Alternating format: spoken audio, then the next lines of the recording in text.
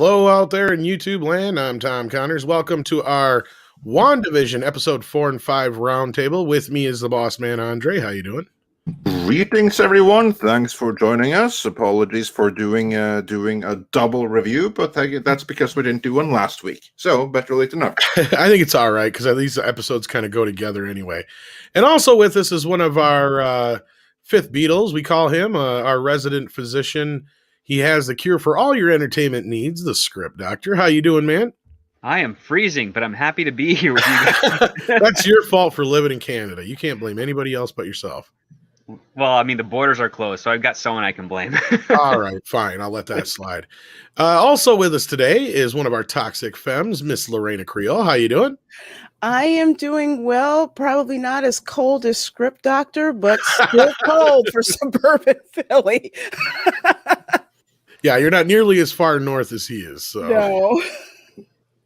But yeah, so we're going to talk some WandaVision. We also have a couple other guests who are going to file in as we get going. But before we do that, let's kind of recap how everybody's been feeling about the show so far up to episode 4 and 5. I'll go real quick first because I loved the first 2 episodes, and that third episode I was kind of like, I don't know if I'm going to like this going forward. So I was kind of like, it was up to the show to keep me going with it. So we'll get to how I feel about that. But first, let's ask Lorena real quick. Let's recap how you felt about the first 3 episodes so far. The first 3 episodes, I liked the first one. I liked the second one. The third one started dragging, and I'm just like, you guys kind of need to start bringing in more of the B plot in order to keep me interested, because that was the first one where my attention really started to kind of waver until that part near the end where we kind of see Vision how we really remembered him looking like at the with the gray the end game. It's like, holy crap. Okay. So the first 3, right? You want me to go we're just gonna just kind of give an idea of up to episode 4. Yep. Yeah, that's pretty much where I left it. I was thinking that they were really going to have to put their foot on the gas, so to speak, with respect to the B plot, or else it was really going to lose my interest. I actually felt the same way. That's kind of what I was saying too, is like, okay, it's up to you guys now to keep me interested in this because you're really pushing my patience. And I think you felt the same way, it sounds like. Yeah, I did. Script, how about you? I found it kind of okay. I mean, it's delving into a story within the comics that I'm not familiar with the WandaVision stuff. I never really followed that. So that part is driving my curiosity, but I found the pacing to be a little weird. And again, like with these type of streaming shows, especially ones with such big properties, I'm expecting to get hour-long runtimes. But I mean, it's okay with the half-hour or 22-minute format so far. Only one thing has raised an eyebrow, but it wasn't in the first 3 episodes. Okay. But everything else is like, yeah, it's fine. I mean, it's not horrible, but it hasn't blown my socks off yet. So I'm just letting it play out. And we'll keep that other thing in mind then for when it comes up. Sure. Yeah. And as for me, I liked the general Jacob's Ladder aspect of the first 3 episodes, but like the rest of you, I think that they were pacing-wise completely off. I do believe that the first 3 episodes were meant to be 2 episodes, and then they stretched them into 3. And I think that was a big mistake. That was too big of an ask. I'd go as far as to say the first 4 episodes. Yeah, that very possibly. And I think that that was a mistake, honestly. I think that they have damaged the pace of the show because of it.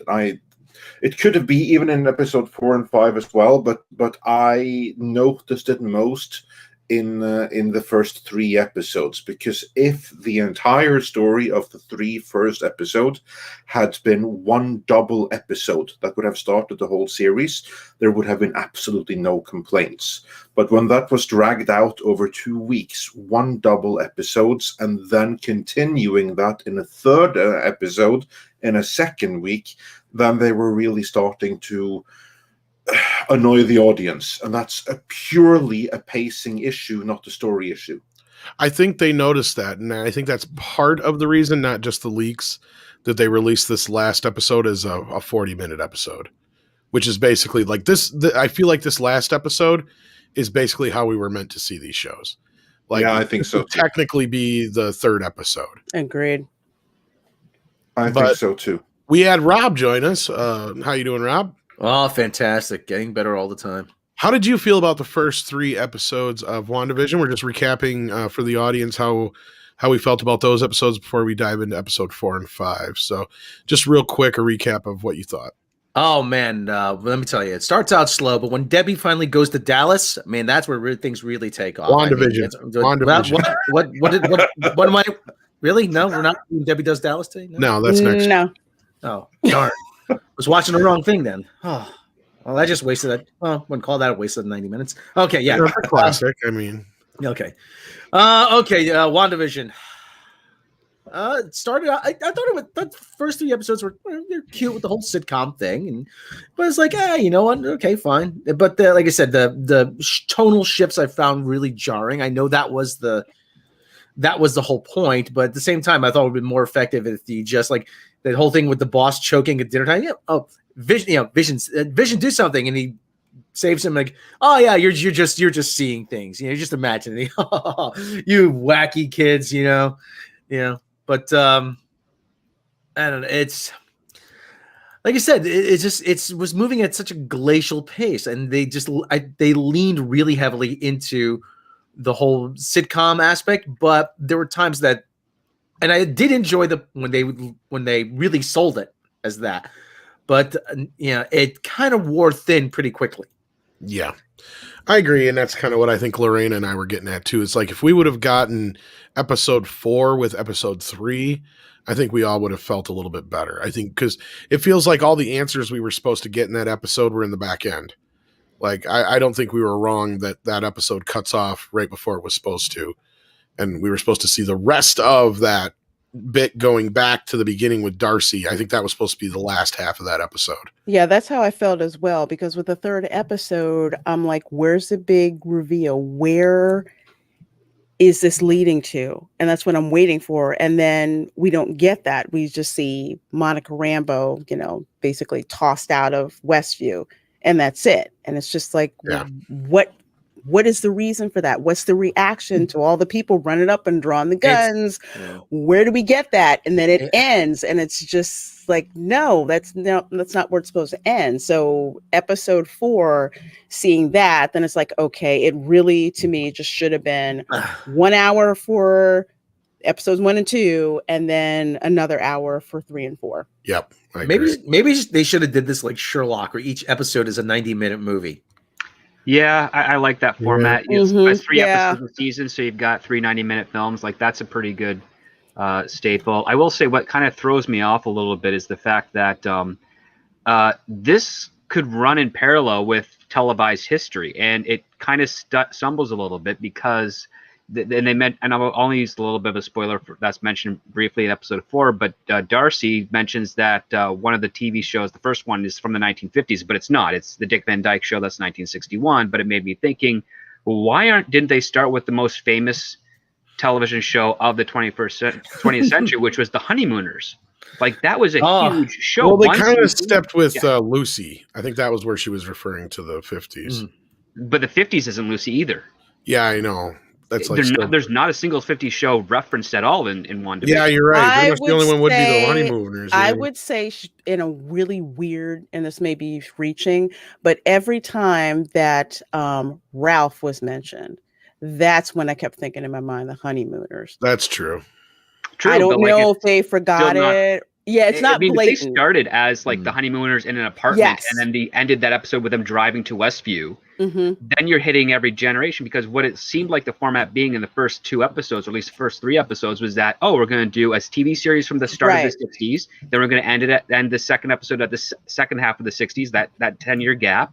And then the third one is the start of the 70s. Then the fourth one would be the end of the 70s, but they didn't do that. They jumped straight into the early 80s with another thing, and then they're doing another 80s, I think. And it's just like the organization and the way that they would pace it out properly to show like how at the beginning of one decade doesn't really reflect the end of the same decade, and that's kind of how a miraculous aspect of television, and it also relates to streaming services and all of that.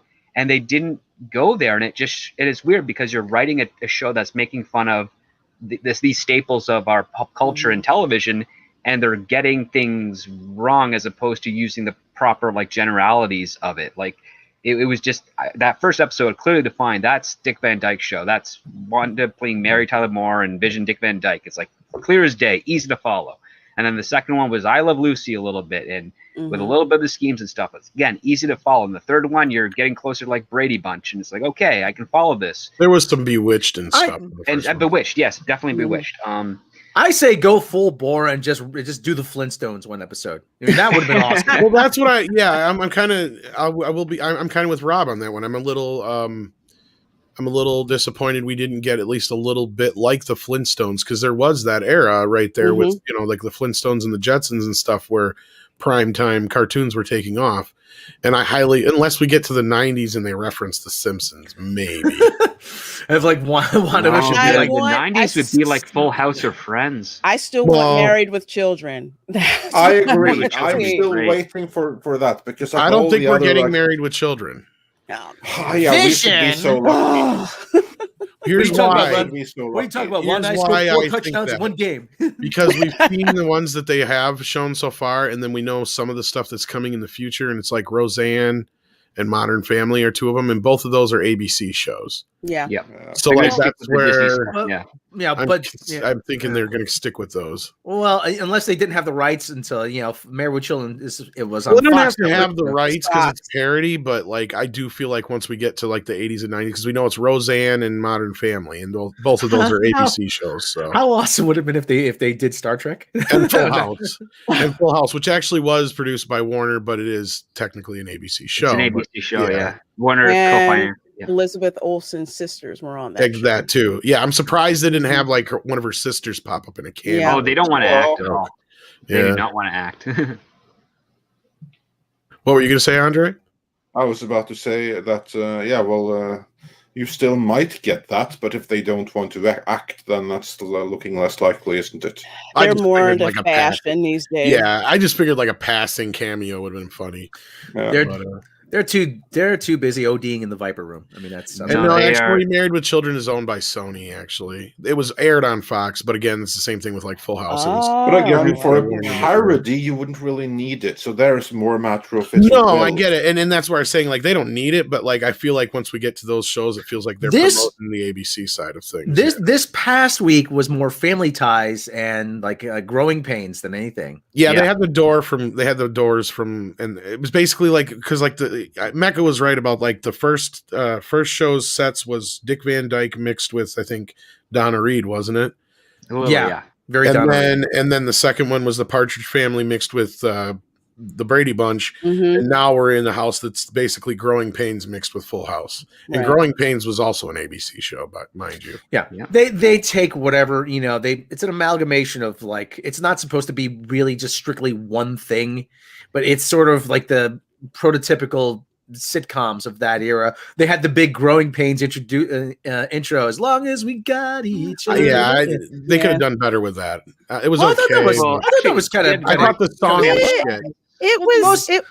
shit. Most sitcom themes are shit. I mean, so no, they're not. That was my problem. One, it just felt like it was dragging. I wasn't. It didn't have a hook. And think I could sit here and sing like 3 or 4 sitcoms theme songs from the 80s, and you'd get them right away.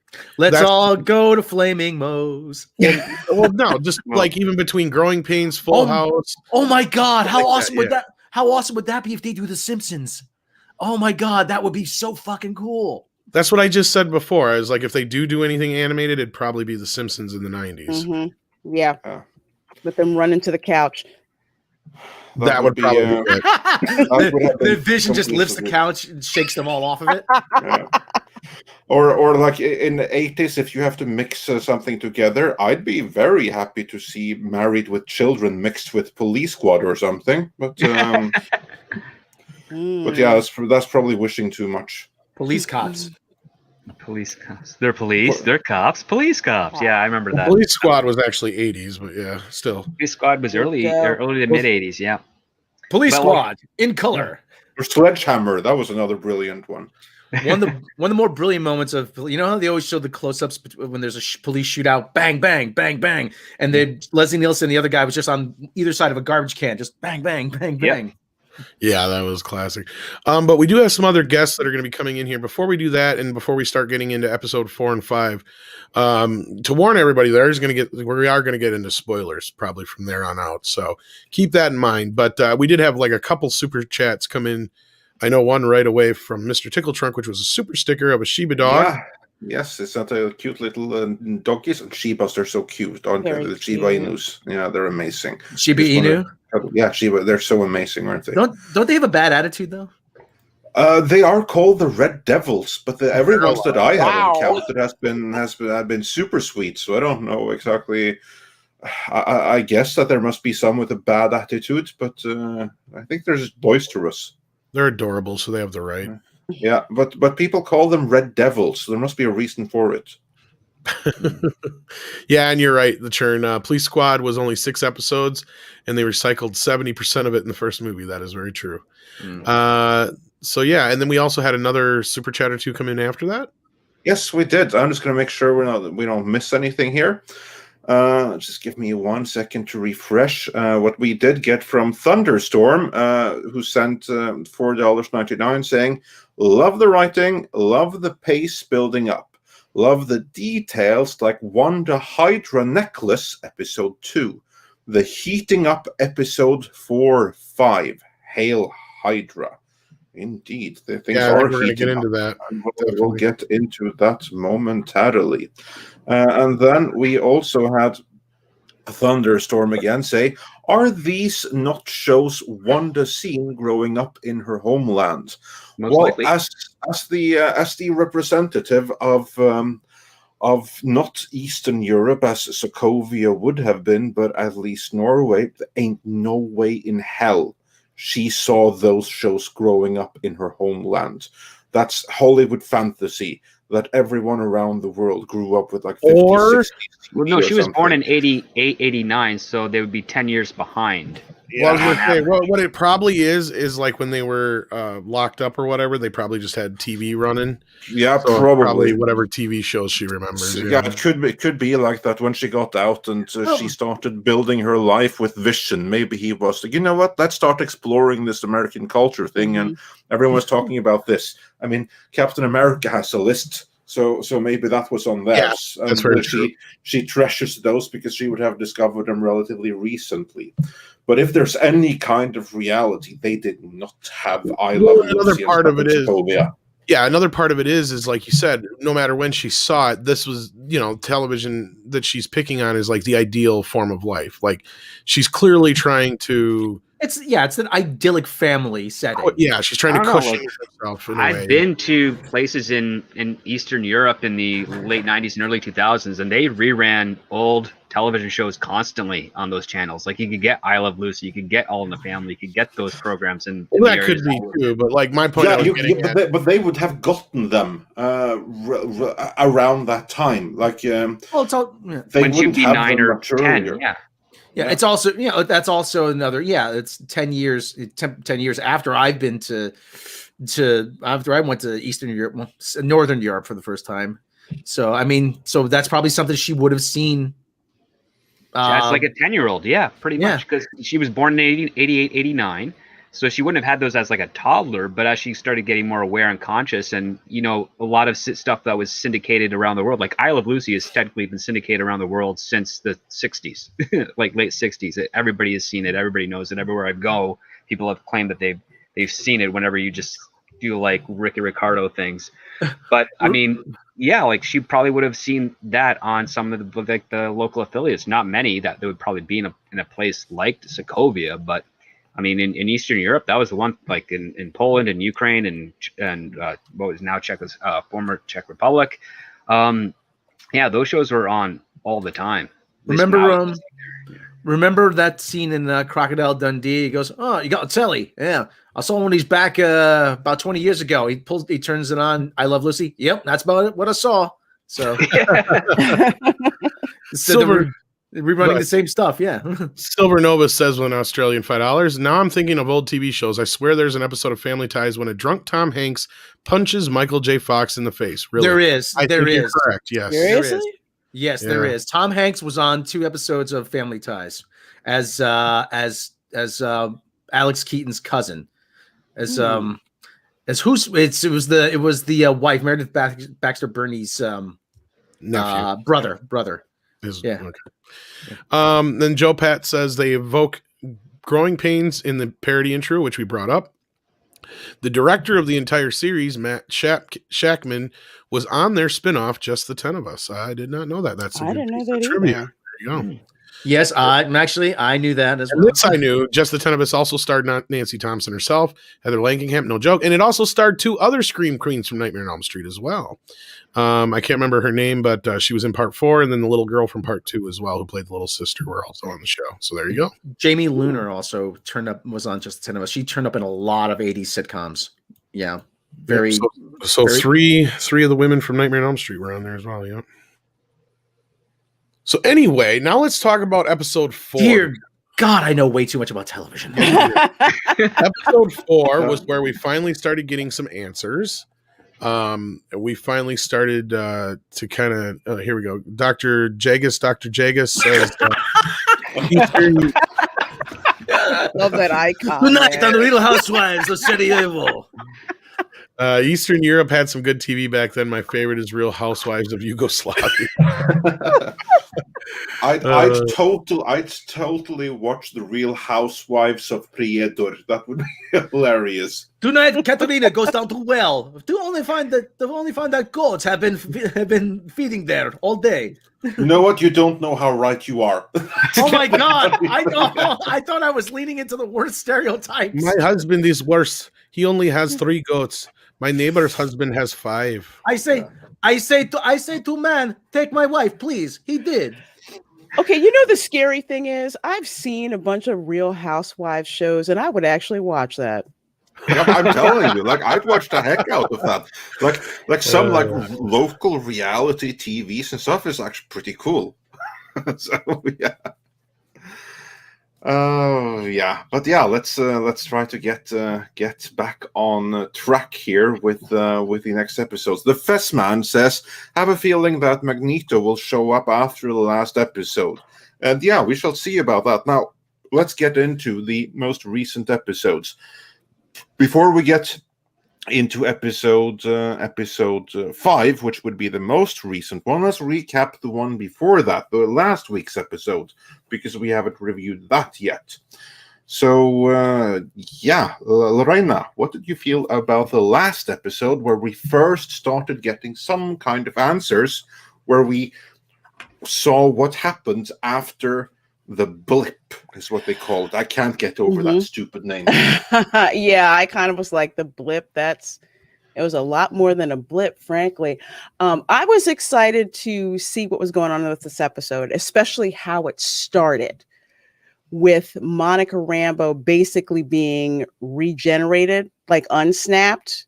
So she actually came back. So that was the nice tie into what happened with Infinity War. And then you see people starting to reappear, and she's asking what's going on, and this one nurse, he's like, I can't talk right now, I gotta go talk to my wife. And she hadn't noticed how much time had passed. So I thought they did that very well. And this whole episode was basically catching you up to date with just what was going on with the B plot, not only with what was going on with the B plot, but finding out more about just how this whole thing with Wanda is being set up. And I did like the fact that they brought Darcy back, as dorky as she was in the Thor movies. I did like her.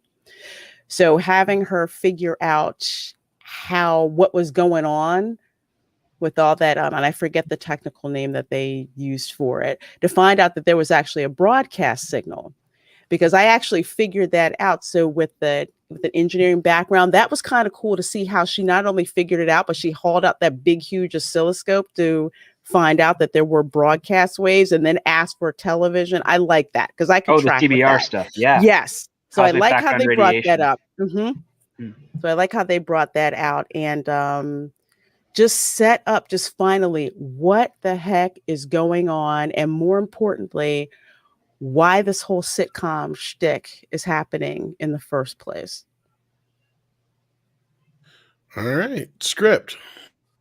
I dug the fourth episode. It was actually like the one where I was thinking, why didn't they start the series with this? Because Good point. it gives you all the good narrative setups. It gives you still the mystery of what's going on. And I mean, if you ended it with Monica Rambeau falling into that thing, and then all of a sudden she's in this black and white TV series and sees Wanda and Vision, like the opening credits, and then you cut to the end, that's a hook. Like, that's a really good hook, at least from my perspective as a writer. But I really enjoyed the fact that there's a cool, believable way of getting Agents of S.W.O.R.D. to this location in New Jersey.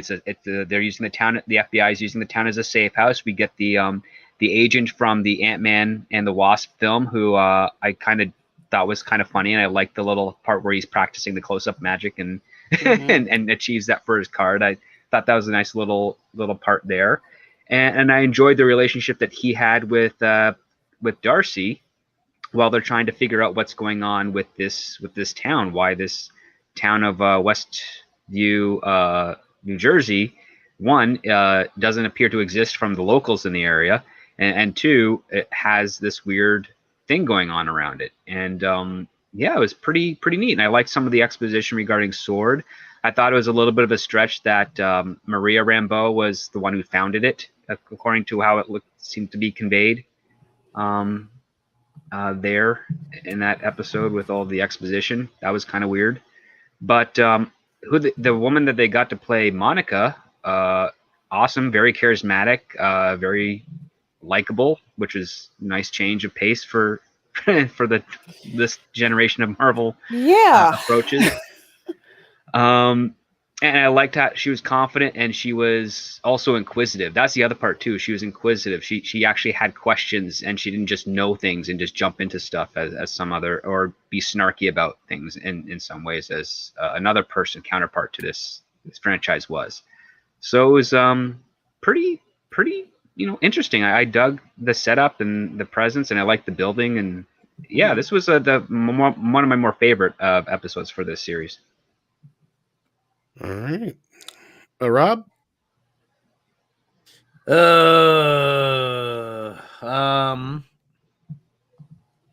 Yeah. Like I said, like Script said, yeah, if you had that as a setup, yeah. The way that they're doing it does seems like this show was written backwards, or that they had this idea and then they try to fill in a lot of the gaps. And they became too reliant on the mystery box at the beginning. Well, I agree with the churn. They should have the fourth episode should have been like the second or third episode. Like, yeah, they should have gave it just a little bit sooner. But I mean, I understand what they were doing with it. Yeah, because you had very little setup. You had very little setup for this, and and all I kept thinking of was, you know what? I've seen this exact same idea, only done better. I've seen this. I kept saying that nagging thing. This is just life on Mars. That's all this is. And I was talking to Mecca about this. Like, yeah, she's setting up this entire world because this is her safe space. She lost Vision. She lost everything. And so she just wants to feel secure in this space. If you set that up from the beginning and then you have people try to pick it apart, and then there's the pushback, I think that would have been more effective. I agree. Not Rob, not to interrupt you, but yeah, I agree, because looking at the setup from the beginning, my guess was, okay, she's pretty much putting this world together as a way to cope from Vision's death. Now, if they would have set it up with that, I wouldn't have had to guess that, and it actually would have maybe invested in a little bit more. Yeah, still a mystery. What happened to the beekeeper? The beekeeper, that was just a guy they tried to get into the world without having to go through the barrier. Nobody means what happened to him after the fact. Oh, well. Yeah, because she kind of rewound everything, but we don't know what happened to him. We don't know if he came back or not. Yeah. And Monica Rambeau has superpowers now, which is passing through the barrier. She got being blasted by Wanda, so she's got superpowers now. So she's going to become. Yeah. Well, they did that scan of her, and they're like, "Yeah, they got to do it again," which is weird. There's also the actors in the commercials, they haven't been identified on the board. That's also kind of interesting. I think she already had powers. Because remember, they're like, "Oh, we need to do the scan again." And she's like, "No, we're done here." And he's like, "Yeah, she does that." So kind of implying like this is not the first time that she's had a situation like that. Well, where he doesn't know the reason why. No, I know, but like I'm saying, like she knew the way she knew that's how the test was going to come up. Yeah, or maybe she's listen. You poked and prodded me enough. That's it. I get that, but no, like she normally knows like that. She just avoids it by not addressing it, and she's seen him do it. He's seen her do that before. Is what I'm saying. Can I just say for a second here? On a second day with her? No, they'd known each other before. Remember? Yeah, that was the whole point. Like the Asian FBI guy. Yeah, they were friends before. That's what they were talking about. I could have swore that's the way the relationship. He introduces himself in front of the. Was it? Thing. Yeah, he's never met her before. She disappeared, and then a couple days later. I thought he knew her before the snap, though. Was the whole point? I don't think so. I could have swore, but the head of store does, but not the Asian FBI guy. Okay, yeah, no, not the FBI guy. Okay.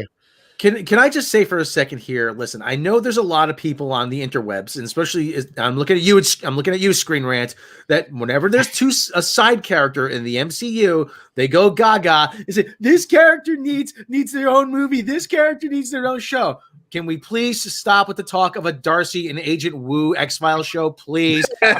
No, thank you. These are two side characters, and they're side characters for a reason. That would become annoying really quick. And don't lean on the crutch, well, because diversity. I'm like, fuck off, okay? Just really, seriously, stop right now. I'm sorry. Exactly. It's just like having Rob on every episode of Midnight's Edge. Exactly. Wait a minute. What? Well, it's like doing an Agent Coulson show of Agents of S.H.I.E.L.D. It just gets tiresome, and they have to then kill off the character and bring him back again as a robot. We don't need the father from the TV show Fresh Off the Boat to have his own spinoff. No, we don't. Sonic Stant says cosmic background radiation, Fantastic Four reference. Yeah, I think so. I think they're cosmic rays is what they were hit possibly with. Yeah, so it's close, but not. Yeah, but who knows? Yet. We'll see. Yeah. But welcome, Gary. How you doing? Doing pretty good, buddy. Yeah. Don't be surprised if you hear. Yeah, go down to Manhattan to the Baxter Building. Talk to a scientist. Read something or other. Yeah, what episode are we up to? We're still discussing episode 4, last week's episode, and we're about to start discussing the next ones. But first, we wanna go through episode 4 because we didn't do a review last week. So Gary, now that you're here, take us through what you thought of WandaVision up to and including episode 4. Well, I'm kind of with my buddy Paul over at Heavy Spoilers. It started out really slow, but it was good. It was slow, but each episode, this is one of those shows that just keeps getting better each episode. And last week's episode was freaking brilliant. And then I'm like, oh, how are they going to tie up the last week's episode? And then we get this week's episode, and my wife and I were beside ourselves with excitement watching this week's episode. So yeah, in other words, you like it. Perfect. I love the show. I absolutely do. I love the writing. Yeah, it's pretty. So how familiar, pretty cool. Gary, are you with the comic background of this show?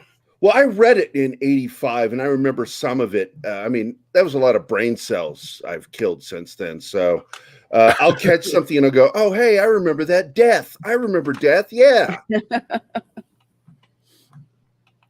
Yeah, I was in the Army, so I drank a lot. No worries. We're just looking if you had a frame of reference as far as like. Yeah, that was right at the tail end but right before I gave up comics in '86 because of the Secret Wars. We've talked about this before because I hated the marketing and it pissed me off, and so I stopped reading comics and went to graphic novels. But yeah, it was one of the last comics I read. That and New Mutants. So yeah, so like I agree with most people so far that this episode should have come a little sooner. I like pretty much the whole dichotomy between the characters. I like the setup of it and how Darcy's kind of figuring it all out. And I mean, it's not just her, but I mean, she's kind of figuring most of it out. And Yeah, I mean, it was a nice way to kind of finally get some answers. I get the feeling that even though Wanda may be in control, I really don't think she set it up. And we also get a bit more of answers as far as like. We'll get into that now in episode 5. That we'll get into presently. First, I want to say that I also really enjoyed the interplay between chick from Thor. Thor, what's her name again? Darcy. Darcy, yeah. Darcy. I like seeing Darcy again. I like the interplay between her and Kim Jong-un, because that that guy will always be to me. Wait! Yeah, I was about to say. Wait a minute, Kim. When did he come back? Jeez, he's in the Sony movie that led to the Sony hack. It's hard to survive Seth Rogen, and he saw Ronry inside Rio Rome. That's the other version. That's his father. Yeah, that's his father. That's his father. Wow. Oh, okay, yeah. And when they say, "Oh my gosh, Shlomo's racist," I'm like, no, go watch Team America: World Police. Yeah.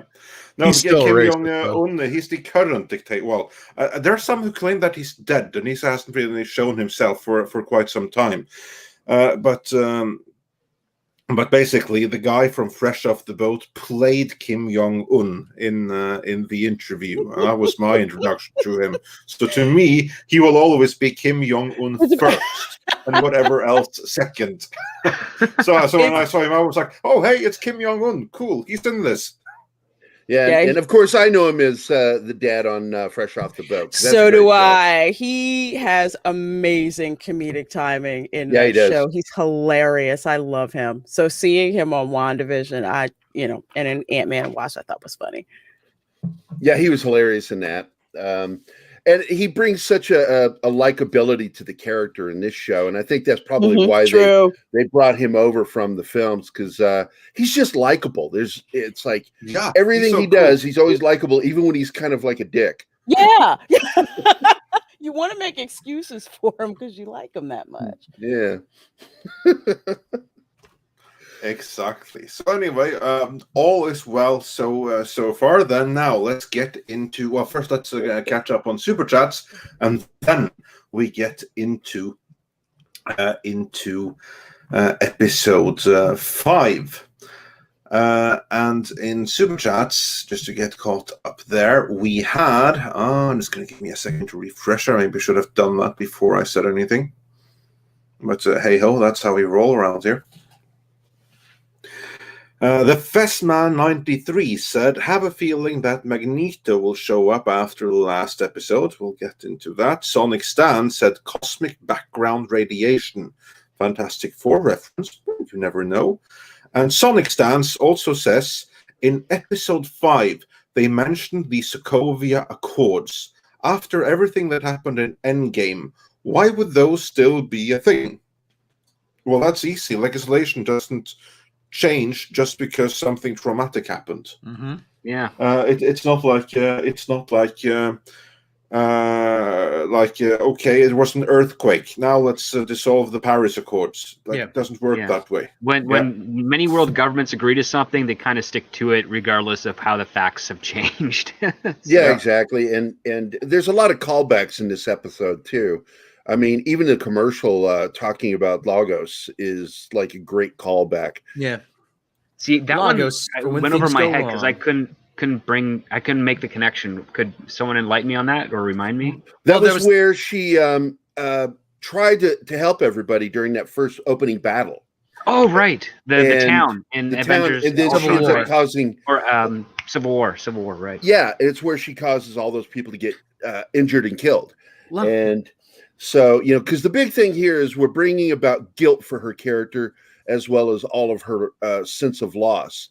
And I think their death plays a part because in one of the animated sequences, I think it was episode 1 or 2, and it might have been 1, you actually see a glimpse of Death's helmet in the animation.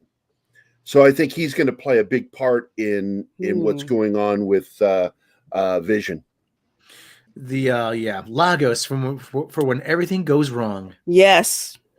Clean up your mess. I thought that was aptly done. Oh yeah.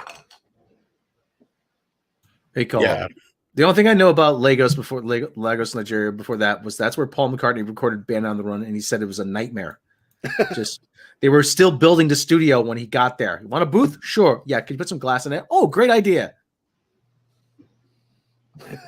Wow. Red mud raining from the sky. Nice. All right. So where were we then, Andre? Way to bring the conversation to a halt, Rob. Yeah. Acid rain. Yeah, that usually. Yeah. No, we are actually fully caught up on Super Chat, so we just have to get back on track with episode 5. So let's do that. So what in episode 5, which would be the most recent one, we start to learn a little bit more, because here we see that Vision, he is able to come out from his spell long enough to release one of his co-workers long enough. Yes. That we see that these evidently are real people that lived in this village that Wanda has hijacked, and they are suffering. They're under mind control. They don't want to be there. They have somewhere else to be. They have people that rely on them that they can't get a hold of. And it's pretty horrible. And at some point, then he tries to confront Wanda with this information, like, just drop the charade for a moment. Let's do some real talk here. And she doesn't respond to that very well. Not very well at all, does she? No. No, she really does not. I like to call it almost like a domestic dispute that the cops will be called in for, because she's just like, you've never acted like this before. And he responds perfectly, what happened before? I don't know what happened before that time.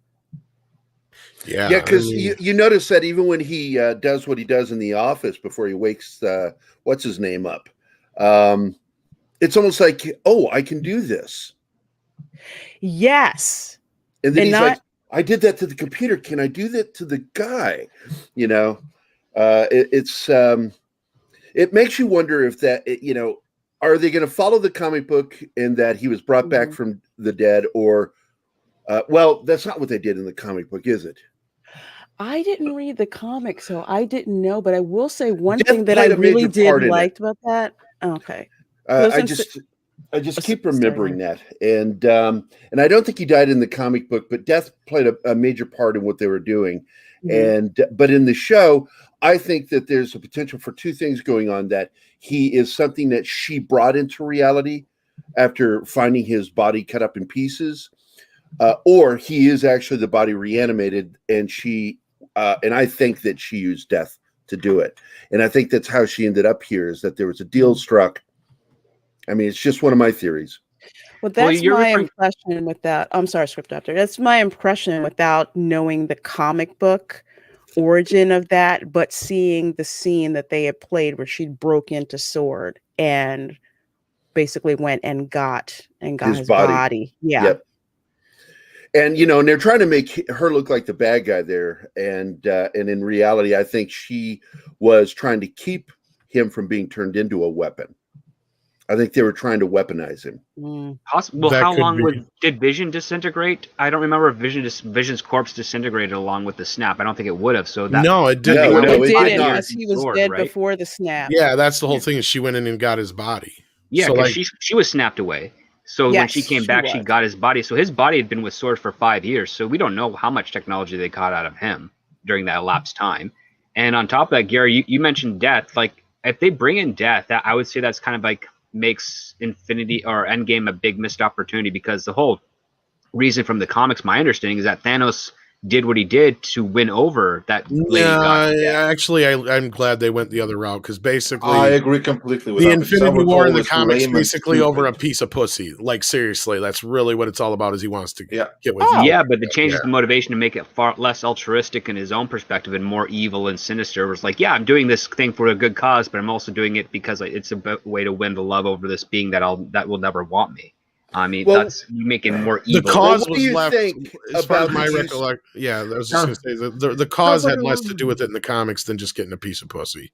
Well, Like that's why they obviously changed it. yeah, Yeah, 'cause- but they can alter it to make it still be motivational. To be like, listen, I lost my planet, but the death is like, yeah, but if you kill everybody, you can have me and get your cause done. And so you have that manipulation of the devil on the shoulder aspect, which whenever you have a character that succumbs to that, it makes them pretty interesting, and it puts them into a point where they can choose to reject it or choose to enforce it. But when you make it like where he's self-righteous, and it just kind of deflates his evil nature, because now he's just doing it for reputation as opposed to something of anything that's tangible or understandable with manipulation and choices and whatnot. It's like, no, I destroyed the stones so no one could use the stones and everything. It just all was weirdly convoluted. But if you wanted to try and reconcile what they did in the comics to what they did on film, you could definitely make it something where it's more about the love and the wanting that better life because of the cause and its manipulation than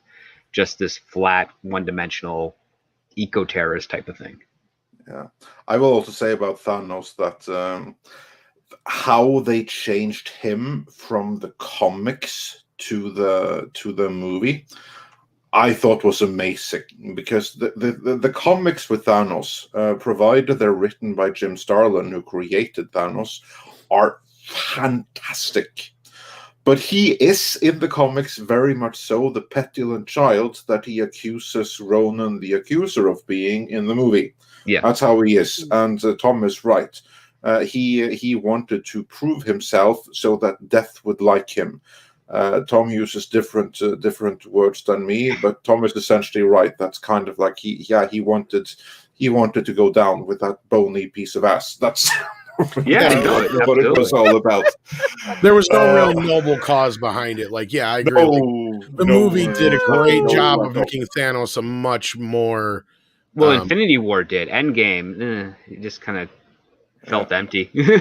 Well, he's not really. He's a different kind of character there. That's the thing. I agree completely, because like in Endgame, he had like forgotten that. Okay, like in 50 years, we'll be right back where we started, and we need to do another like of this like halving of or culling of population.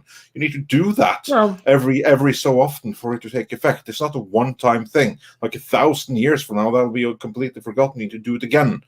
So it was stupid of him to remove the stones for that reason. Well, not for nothing. When people are depressed and like that, when people experience great trauma, they're less likely to bang and make more people. So I would give it more time. So yeah. I did not know about Thanos from the comics because I'd stopped reading the comics from I think probably like in the early 90s. So to me, Thanos seemed much more ominous in Infinity War than he did. Oh, I assure you, he would be. He absolutely would be more ominous there. So yeah. Well, now you know. Now you know how it really was. Wow. That makes me curious, because I heard you guys say that they were like Death's helmet and stuff like that, and.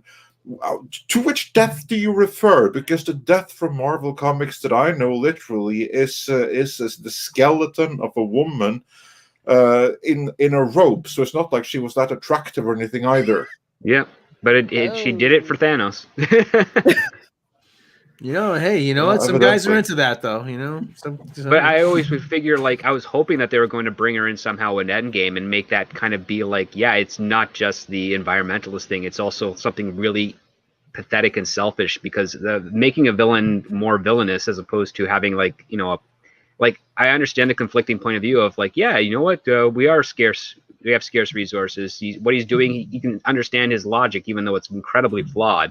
But if you throw in the motivation of like, a soulmate, so to speak, then you have something that's far more driving of it, where he does what he does. Then you find out later, like, that's not satisfied. So he's like, I got to go further. And then that's where the Avengers have to say, that's where you have the bigger battle, where it's like, he's going to pretty much half the universe again. And again, he's going to do it because death will never be satisfied. And that's his flaw as a villain that the Avengers have to try and exploit and use. And it would just fit more in line and a little bit be a little bit closer to the comics without being so one-dimensional about just getting, for what Tom said for him. Yeah.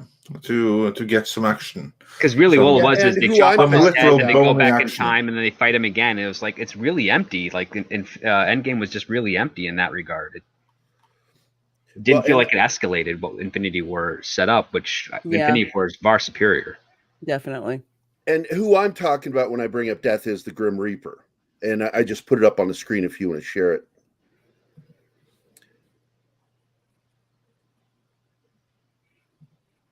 See, I'm trying here. Because we keep hitting it at the same time.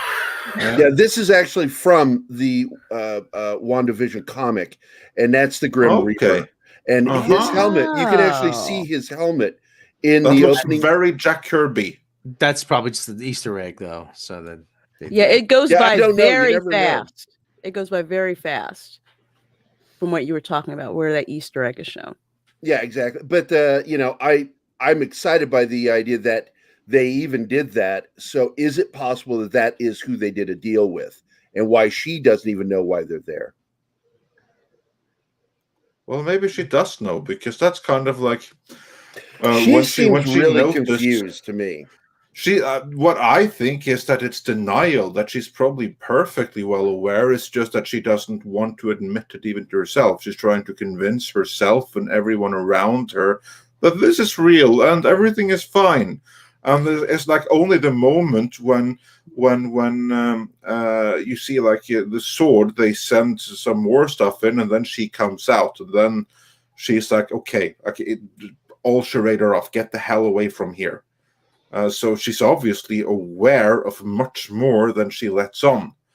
Question is, what is it that she knows that she's not telling us, and that she may be trying to conceal to herself when doing the regular broadcast of the show?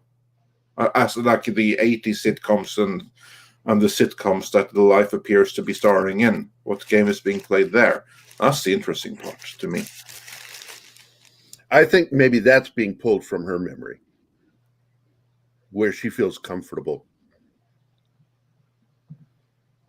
Yeah, I'm not so. I think Lorena, you said it earlier. I think it's more so like something's going on, and she knew it, and she's protecting Vision from being used as a weapon. And this is kind of more like a safety bubble kind of thing. That would kind of make more sense to me. Also, another thing to bring up that I noticed is with the twins.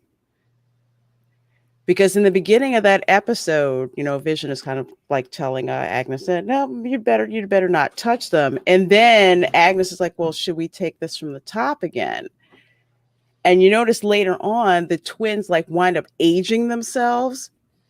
And Wanda's just kind of looking like, what the heck? And Agnes is like, kids, you can't control them. And they wind up aging themselves. Yeah, they wind up aging themselves. I think Agnes is another character too that we're not sure of. I don't think she's one of the people being held. Yeah, Harkness. I don't think she is. Yeah, I was gonna say. I think she's. Yeah, is that who the character would be? Gary? Agatha Harkness. Yeah. Yeah. And the kids, one of the kids is the one that actually tells Wanda to her face, Mom, you can bring back the dead. And she looks like, how do you know that? Well, she couldn't shut the kids up from crying either. Like she tried to use her hex magic. Like the kids don't respond to her powers, but they respond to what she is as a parent. And they aged up 10 years in that one episode. Exactly. And we also know that the neighbor Agnes said at one point, the devil's in the details. She did.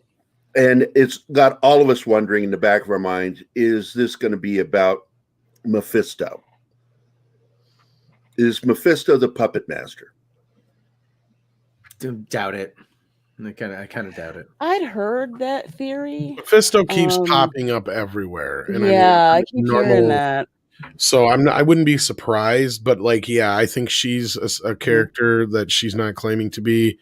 Because remember, we haven't seen Ralph at all. Yeah, we haven't seen Ralph at all either. Yeah, you're good point there. And then there's do we want to jump to the big reveal yet, Andre? Or let's do a couple of super chats first before we get caught up there. Then we can get into the big reveal. Although I trust that most people who are watching, they saw the title, which indicates that there will be spoilers. So either they've seen it or they don't care. But yeah, Mr. Tickle Trunk says for $2 Canadian, Distraction. Indeed. And your Muslim uncle says for $4.99, Hail, hey. Does Vision not actually being his full self mean that Wanda is just obsessed, than really live with him, since he is just a shadow of himself? Probably, because here's like the thing that we don't know. She's, to me at least, it looks like Wanda is in control over maybe not everything, but certainly much more than we are led to believe. Question is, who's the one really in charge, and why is she doing what she's doing at all? There's obviously some kind of external influence there, whether it be Mephisto or someone else. And with Vision, since he's not his full self, clearly, but will he continue even after the series? Can he exist outside of this bubble? How far does this reanimation extend? Yeah, that will be interesting to find out, won't it? Oh, And yeah. also- And on top of that, you got the eyes. When she takes over the soldiers in that one scene, their eyes glowed red. Yeah. I think that was there for a reason, to let us know that she's not controlling the people in that town.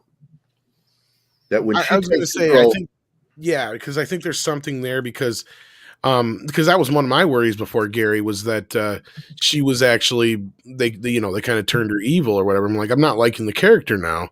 Well, after seeing that scene where she faces off with the sword people, it's Right. pretty obvious that she's not bad, but she's doing something to protect either Vision or herself, or we're going to find out eventually what's going on. She's not the one doing this.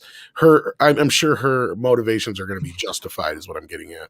yeah, and I agree with you on that one. I feel that, but they keep hinting at the fact that the horror is coming to the MCU, and that she's now going to be in Spider-Man 3, etc., etc.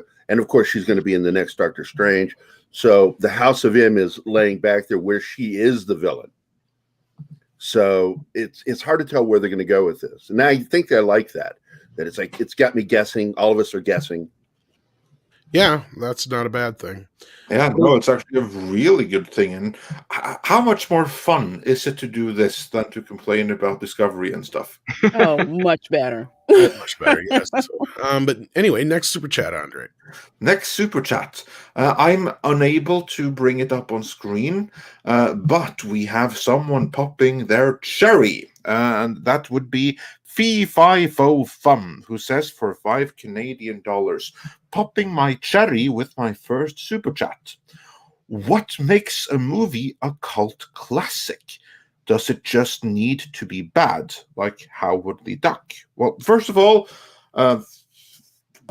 congratulations on having popped your cherry, and thanks for doing it with us. We really appreciate that. What makes for a cult classic, in my opinion, it's two things. One is that it wasn't seen very much, so it has a very small following, but a very, very loyal one. So you have some people that really, really like it and talk it up. And the movie doesn't have to be bad. It can actually be really, really Yeah, good. exactly. Well, that's Blade Runner. usually. Oh, go ahead, Gary. No, it's the same, like Blade Runner. Yeah. Well, I was going to say, yeah, because 9 times out of 10, the reason they become cult classics is because they were good films. They just weren't paid attention to at the time they came out. A lot of Carpenter films lately, too, and I'm sure Gary will agree with me, have become more cult favorites than, because at the time they basically flopped. Big Trouble in Little China. The Thing. Yeah, a lot of them, yeah. They live. Pulp Fiction. Well, Pulp Fiction was a pretty big hit when it came out. That was almost kind of like, I mean, it has all the makings of a cult classic, but it was actually a pretty big hit. It's pretty popular and well advertised. Yeah. Rocky Horror Picture Show. Did we mention That's that? what I was Horror going to Picture say. Show is Rocky Horror probably- Picture Show. That's probably the prototype for the cult kind of thing. But I mean, a lot of movies from the 50s and 60s, for as far as sci-fi, eventually kind of became cult classics and stuff like that. Reefer Madness is kind of a cult classic too. I mean, For the wrong reasons, though. yeah. And that's all because of one Robert Shea. But anyway. So yeah, so no, it doesn't have to be bad for it to be a cult classic, clearly. And moving on from that, Your Muslim uncle says for $9.99, thank you so much for keeping our lights on. Before Godzilla vs. Kong, Tom, you watching Gorillas in the Mist by Lynch Mob.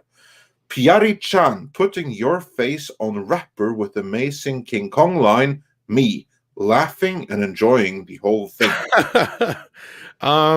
Yeah, I don't know if we can do that or not. You'll have to tag Perry Chan in like a tweet and see if we can't make that happen. I got to watch Gorillas in the Mist by Lynch Mob. All right, I'll see what I can do for you otherwise. But yeah. And don't forget Gorillas in the Mist's sequel, Koalas in the Rain. Koalas in the rain. Yeah, and here's like a fun thing that goes together. Hillis Mallory says, Death that Thanos was in love with was a copyrighted character from another universe. That is why she wasn't in the MCU. Maybe she was with the Fantastic Four package. That's a possibility. Well, and what character did What's-Her-Face play in Ragnarok? That was... well, that's a different Death. That's Lady Death? Thor's sister. Or something like that? No, that's Hela. She has nothing to do with that. Nothing to do with that? Okay. No, nothing at all. Not in the same way, yeah. Yeah.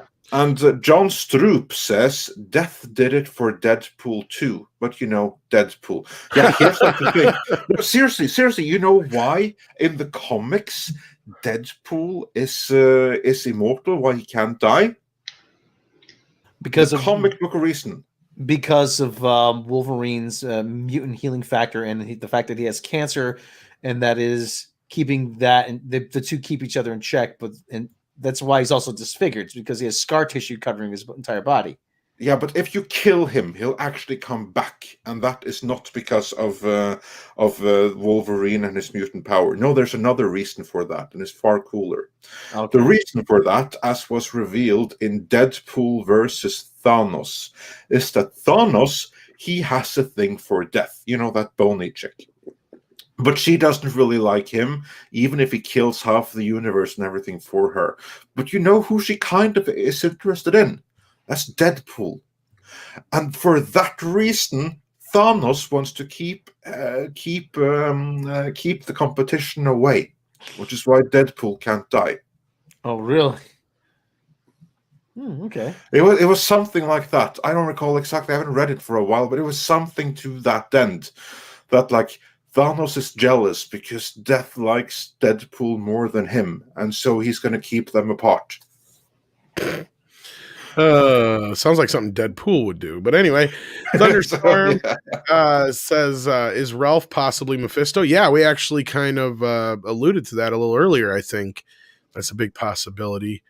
What do you guys think?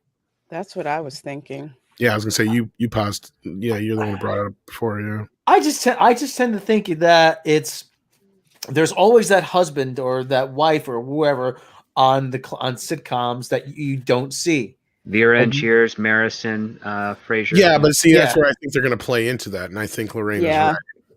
And I do obviously feel like she's not one of the people being held hostage. She's like, especially after "Do You Want Me to Take It From the Top" scene, she doesn't seem like she's in any kind of in danger. Is she on the board though? I mean, that big flow chart that they have. She was not. I thought there. she was. I thought she was in that. She was not there. Okay, they did not ID her. No, I was going to try and remember her or the two commercial actors. They also didn't show the postman.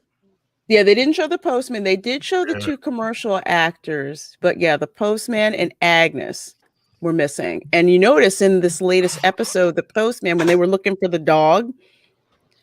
And he basically said, "Oh, your mom will turn up. Your mom will find him." Yeah, and on top of that, it was really suspicious. She said he wouldn't let him get too far. Agnes comes up from those bushes with the dog already wrapped up, and made me wonder because the dog just shows up if it was not supposed to be in there, and she killed the dog. Could be because something didn't seem quite right. And then she was thrown off when the kids mentioned that they know she has the power to raise somebody from the dead, and exactly. Agnes is like you can do that. Let's get into that for a second, because first let's grab this super chat. The Churn says with $2, MCU knows Wanda is the most bankable female star. Oh yeah, I think they learned after the whole Captain Marvel debacle that she was not the one to get behind. I think that's become abundantly clear. Yeah, she is actually on. Can you hear me? Yep. Yeah, I'm looking at a picture. She is actually on the board. Okay.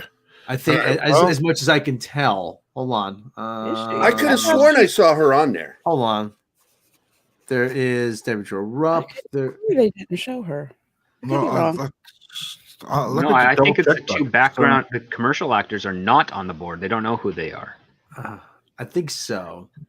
Yeah, because I only watched all these episodes once, so I can't really say for sure. Yeah, but this is a bad photo. But here's the question I have: can she really raise people from the dead, or is it that she can? Well, that's the big question, because did she do it, or was it the Grim Reaper? Well, here's the thing: is the version of Pietro that she brings in isn't dead.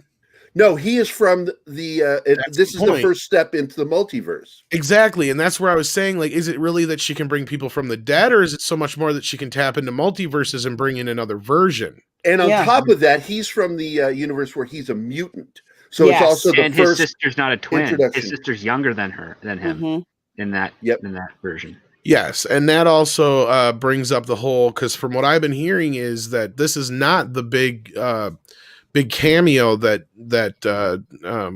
what's her face has been talking about. No, because this was kind of predictable. It's not a mind blowing thing to have that. Well, it is, but it isn't at the same time. I don't know. I think it's kind of tame. It's like kind of like you were expecting that. Yeah, but see, she doesn't have the ID attached to her. Yeah, there she is. Look, that's here, right here. Sword. See, these guys have all of these IDs attached to their face. But Agnes does not. Yeah. Okay, Agnes doesn't have an ID, so they may not have been able to ID her yet. But no, as I was saying, so where was I?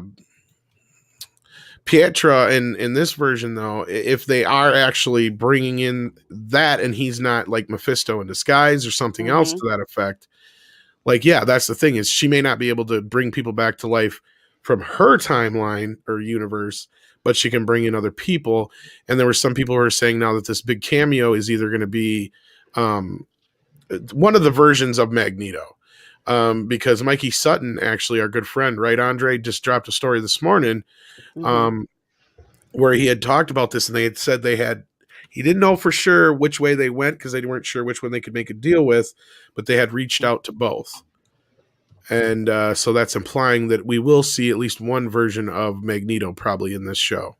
I was hoping they'd recast him as someone new, like Neil McDonough or something, because I was thinking fine, but no, I was thinking that it has to be Ian McKellen for it to be that. That's what I was going to say. If you're talking about a big name, I would think Ian McKellen. I like his version of Magneto much better. To me, he is Magneto. Plus, he's old enough to be the fatherly version as opposed to, Well, he's someone who could be a love interest. So, yeah. And I think that's what she's going to try and do, is she's going to try and rebuild her family. I think that's what she's trying to do. Because remember, Vision, the way that Vision died twice, and losing her brother, just the way that she and her parents, and the parents, and she's just like, I have what I want. Because when Monica said, what do you want? And she's just Wanda's like, I have what I want, and she obviously does not want that messed with at all. Yeah, I feel like that's where this is headed. I could be wrong, of course, speculating. But I mean, yeah, the only other one who could be big enough would be Wolverine, and I just don't see a reason for him to be brought in here. Yeah, I mean, like him, but nah. I have a feeling they're going to save Hugh Jackman for Deadpool 3. If they're going to bring him back, that's where it's going to be, probably. I think you're right. I don't see that happening. But this does open the door now. Does this mean that Disney's going to be lazy, and instead of creating a new X-Men, they're going to pull the X-Men from the Fox universe? Or are they going to mix them up? I think mixing them in is the way to go. Yeah. I think that's what's more likely to happen, that it's going to be some kind of... I don't think that the X-Men that we'll be getting now are going to be like the canon X-Men going forward, but rather establish, oh, look, here is how it's all connected. And then later down the line, we're going to get new iterations of them. But that we here get a peek into the X-Men multiverse. That I can well believe. With that, though, I know Lorena sadly has to check out. Was there anything you wanted to touch on before you did take off on us? The only thing is that I love the Quicksilver that they brought back. He was the best Quicksilver. Yes, Quicksilver. he Absolutely. Well, you know, maybe it all leads to the Kick-Ass universe because they were both in that. So Yeah, that's that's a funny thing. But that's it, though. Thanks so much for having me on. I Hey, appreciate it was nice it. meeting you, Lorena. Oh, likewise, Jerry. We need to always a connect. pleasure to have you on. All right. I already Bye, follow you, I everyone. think. So You do? Oh, okay. Okay, great. I'll be in But touch. do check out Lorena's channel. She does have her own channel as well, and she always joins us on Toxic Femininity as well on Mondays at 9 p.m. Central here on Midnight's Edge. So tune in for that as well. Okay, thank you. Bye, everyone. bye-bye. Take care. Have a good day, Lorena. All right. So, so that was my basic question is, so Andre says he thinks they're going to mix it in. Gary, I think you said about the same thing. Script, did you really chime in, or Rob? Oh, with regards to the X-Men stuff? Yeah, I think you did too, but Yeah, I mean, personally, now that the Disney does have the X-Men stuff, I would rather them just recast fresh, get a brand new team, new actors that they can draw out a franchise with, as opposed to integrating the second generation of the X-Men characters, or maybe even some of the first, just because you might as well, if you want to actually make instead of retroactively incorporating the previous movies into the MCU, just start new. It makes it cheaper on the production side of things, and it also allows you to have a little bit more fun with future stories.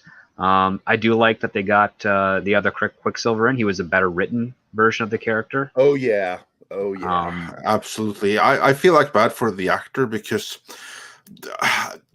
well, Joss Whedon wrote the other Joss Whedon, he did great with the first Avengers movie, but he really dropped the ball in the second one in every way.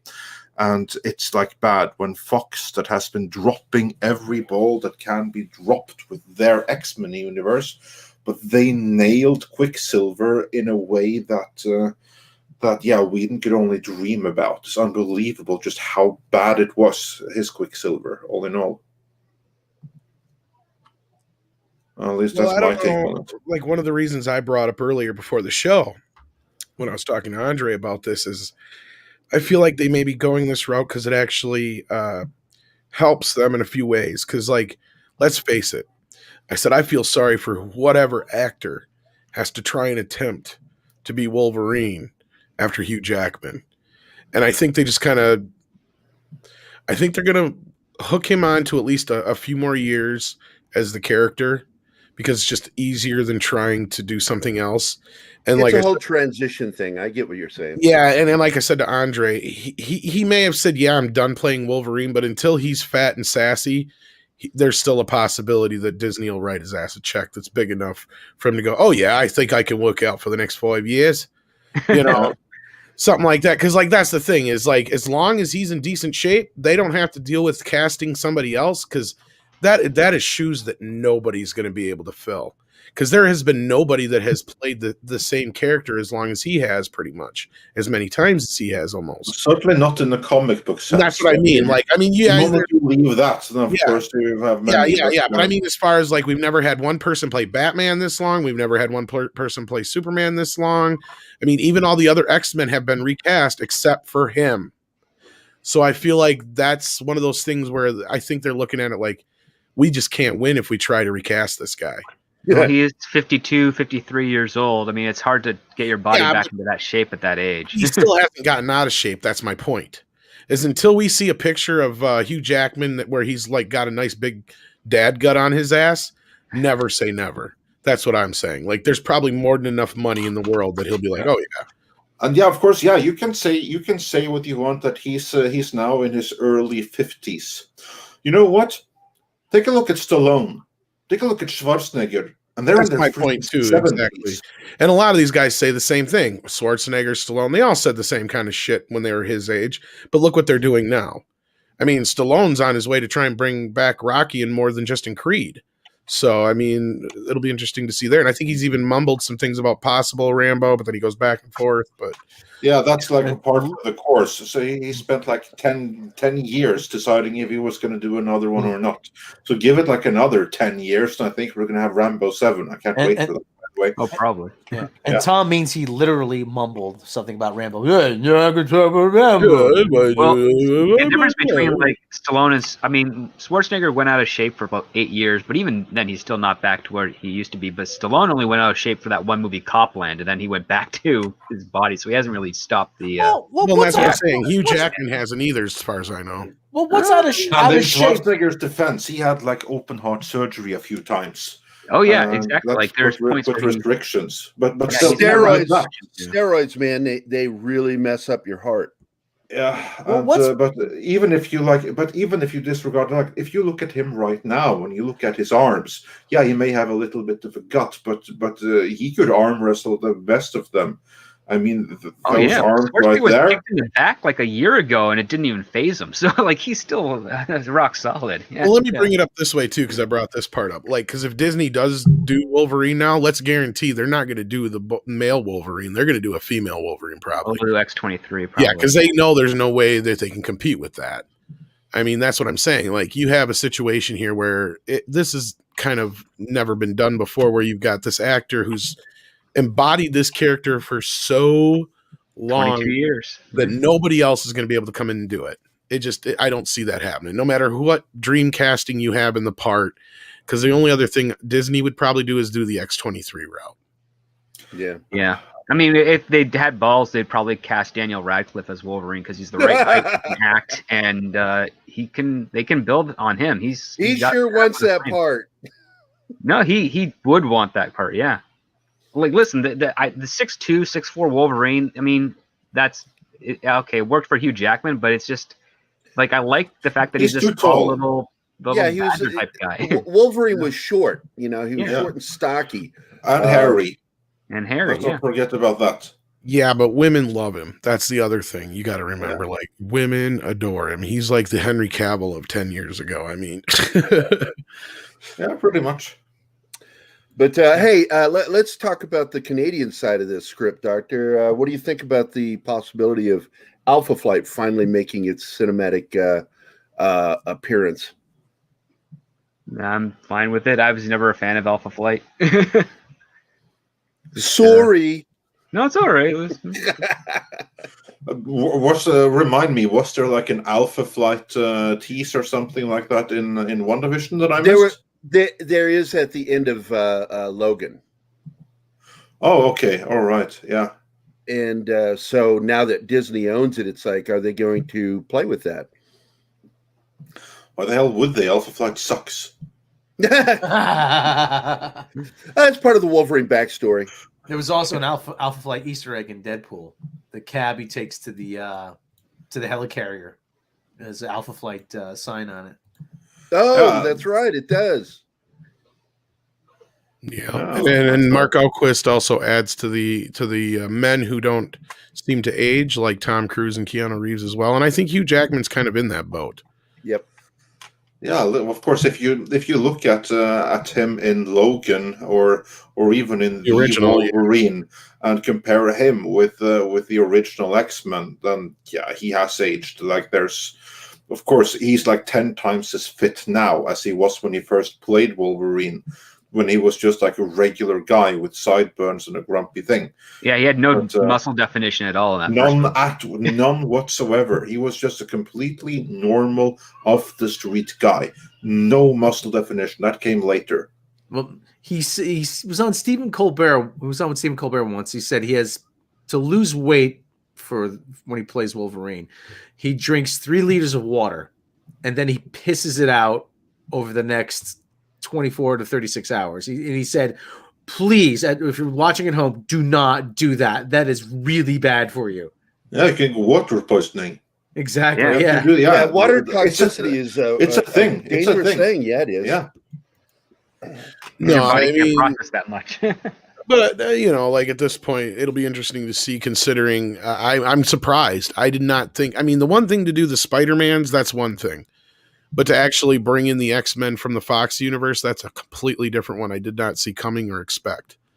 And it does kind of raise a lot of questions. I mean, I kind of should have seen it coming when they had mentioned that Deadpool 3 will be R-rated and in the MCU. So it's like, okay.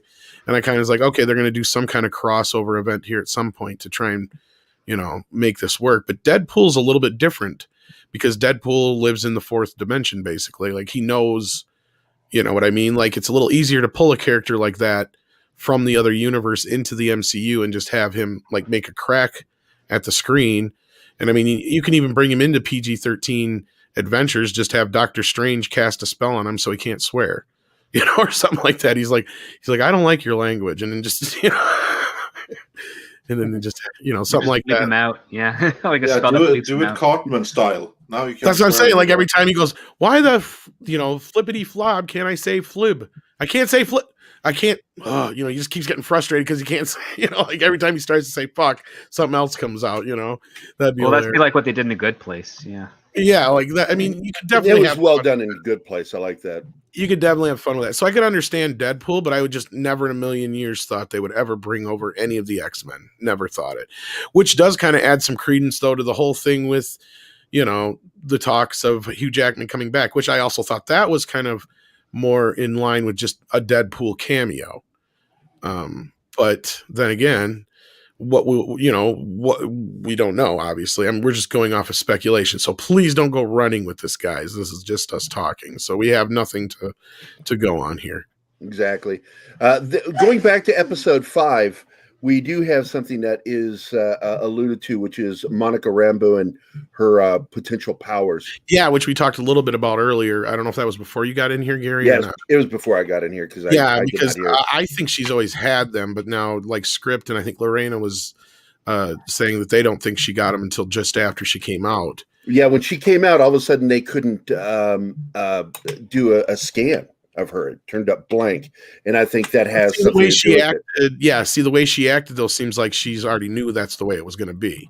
Yeah, that's what I took it. I don't know. I agree completely. It does seem like I'm not worried about that. I know exactly what that is. That's what it seemed like to me as well.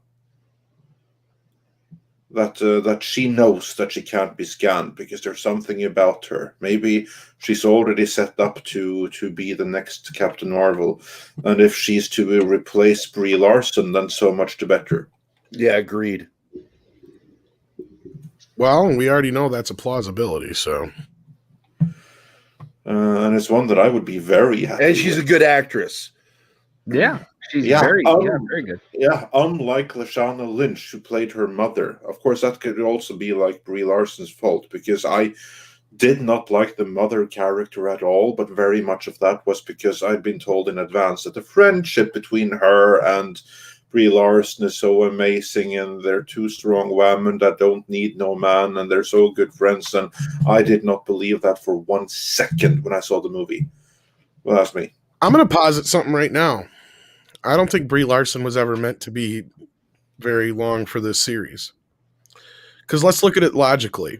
All these people, when they start these shows, no matter who they are, they generally start out at a more lower level, and then it's like, you'll get built up along the way, right? As far as your paydays. Because like even, Chris Hemsworth and what's his face? Chris Evans, yeah. They both started at basically like, what was it?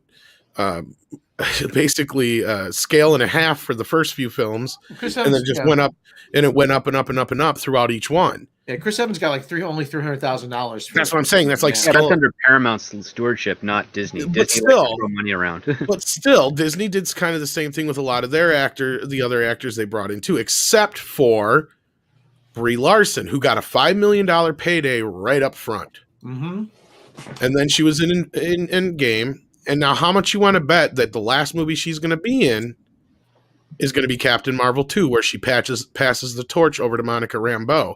Because they ain't going to be paying her $8 to $10 million for every fucking appearance after that. Because as all of y'all know in here, the money don't go down when you come back. It goes up. That was the whole problem with Star Trek, was that no matter what fucking they wanted to do to negotiate with the former cast, it was really pretty much they couldn't do it contractually.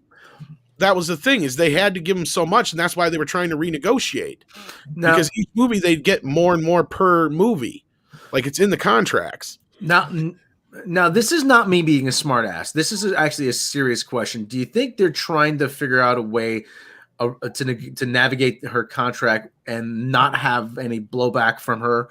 Because the first thing she'll do is cry victim. No, that's what I'm saying, is I don't think she had a very long contract to begin with. I really don't. Because look at it this way. Like I said, are they really going to pay her $10-15 million to be in Captain Marvel 3? No. That's my point. No matter how. Well, she got paid less than Paul Rudd did when he was signed on for Ant-Man. And Paul Rudd doesn't have an Oscar. Well, but how much did Paul Rudd make for Ant-Man? He made like $41 million across the 3 movies. Paul Rudd's more bankable. How much did he make for that first movie? Yeah, but how much did he get up front? People back end? Probably around here's the difference. People like Paul Rudd. They hate Brie Larson. I don't know why, but I have a hard time believing that he got paid that much for the first Ant-Man. Maybe for the second and, being an Endgame, but that's my point exactly, though, is the amount of money they make each movie goes up and up and up, and that's why they wanted to kind of work Robert Downey Jr. out of there, because he was getting the big chunk. Mm-hmm. Well, I think he got paid up front before production, like maybe $300,000 or $400,000, but his contract was for $41 million. Like I said, that's though, for all his appearances, though, right? Yeah. Well, that's for the first 3 appearances. But we don't know what kind of a deal Brie Larson has. So that's wild speculation. She could also have like a $100 million deal or across like $3 million. The only thing we know is that she got like $5 million up front for the first one, and that's it. So we don't really know anything to compare. So that's just pure speculation based on things that we cannot possibly know. But what we do know is that it doesn't really matter what was set up in advance, because the way that these deals work is that, here's a deal. And if we decide that we're going to make a movie 2 or 3 and stuff like that, then you're going to get these and these increases and this back end. But that is if they A, decide to make that movie 2 and 3, and B, if we decide to make them with you. Because I imagine that like all other contracts, it stipulates, okay, here's the original movie and here's the deal for all sequels. If we decide to go with the sequel and we say you have to be there, you have to be there, and then you get this. But if we decide you don't have to be there, then that original, then the deal for the first movie, that's all you get. Looking that up, that $41 million is his accumulated for 2018 and 19. But he got $8 million for Endgame. But the other thing too is, like you said, $5 million up front for Brie Larson. Like, don't you think there's a reason why that you haven't heard? Okay, Captain Marvel 2 was announced, okay, but at the same time, she's been deliberately keeping herself out of the public eye, but she's also been trying to rehab her image. Chris Hemsworth is actually the highest paid Avenger. Well, deservedly so, because hey, listen, he has broad appeal. But I figuratively and because also outside of Samuel Jackson, he's probably made the most appearances, though. Yeah, but the other thing too is, like you said, Brie Larson. They're trying. I got a feeling Kevin Feige is having some serious buyer's remorse, and we've all talked about that when it comes to Brie Larson. That's fine, because he simply doesn't have to use her again. That's as simple as that. But he also has to figure out how does he get wiggle out of that without having her cry victim and making the whole company look bad. That's what Andre is saying. She's under contract. That's no problem at all. She is under contract. She will have signed any kind of NDA and non-disparagement, so that's nothing to wiggle out of. Right. That's really, really simple. Script, back me up here. All they have to do is say that, you know what, we have decided to write you out in this movie, and you're done after that. You're going to cry about it, but we're going to sue the shit out of you, and you'll never work in this town again. She can't do shit. Okay. Now, they need to use the original Captain Marvel death of how Captain Marvel got cancer in the comics. Seeing it, and give her character throat cancer so she can't. The only legal recourse I could see she would have in any way, shape, or form is that if they turned around and recast the character or something like that on her. No, they can do that. There's no legal recourse. Can they still do that without her doing anything with the contract, though? They can. Absolutely. I guarantee you there is nothing in the contract that gives them any kind of, or that gives her any kind of right that she must be Captain Marvel for something. No, not at all. It doesn't work like that. Those deals, they are all extremely unilateral in that sense. Studio has all rights. Depends on it. Now, that's not totally true, Andre. And the reason I bring it up is because there are pay or play contracts, and that it all depends on how it's. Yeah, that's something else. That's something else. Yes, Yeah, you can have a pay or play. That's the whole reason why Marlon Wayans and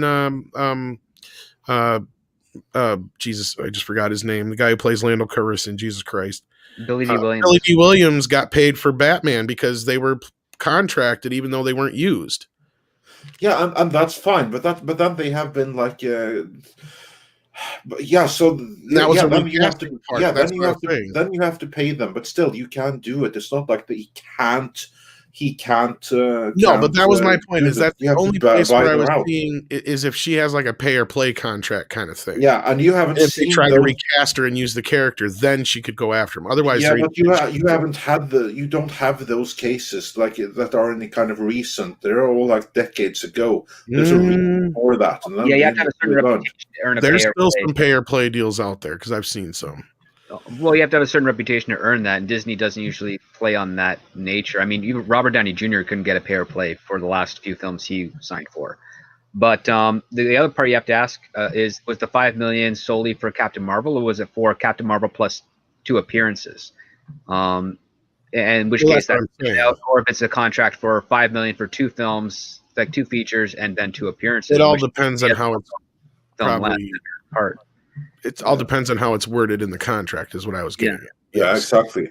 But I assure you that they have not locked themselves in any kind of contract where they're stuck with her and they can't get rid of her and they have to find some way to please her so she won't disparage them. This is not a Kathleen Kennedy situation. Far, far from it. Well, that I know, and that's not what I'm arguing at all.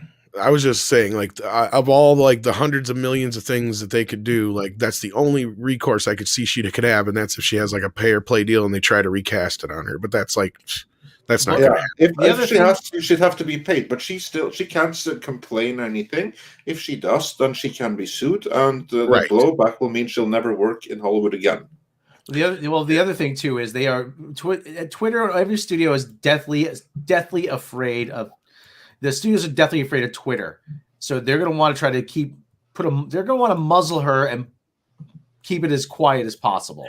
Well, and Steve, this is where the contracts come into play, because that's what the whole thing with Terrence Howard was, is he must not have had it in his contract or he could have sued them.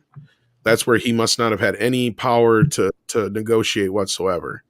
They came to him first, and he turned it. Yeah, he turned down the offer. He turned it down, and then of course, no, he has no course of action. They're like, yeah, okay, fine. So you decline the offer. Well, then we're going to go to someone else. Simple as that. And that was the end of it. And he has absolutely no recourse. Also, here's like the thing that the next Captain Marvel, if they go down that route, we've already seen her. She's a black woman. How the heck is Brie Larson going to complain? Who is going to create any kind of stink? I mean, it would be if Captain Marvel was suddenly a guy, but this is going from a white woman to a black woman. Twitter will shut up. This is something that cannot be criticized. No, I do think that's what they're setting. I'll be honest. I do feel like that's what they're setting up for. I think this was the part of the plan all along.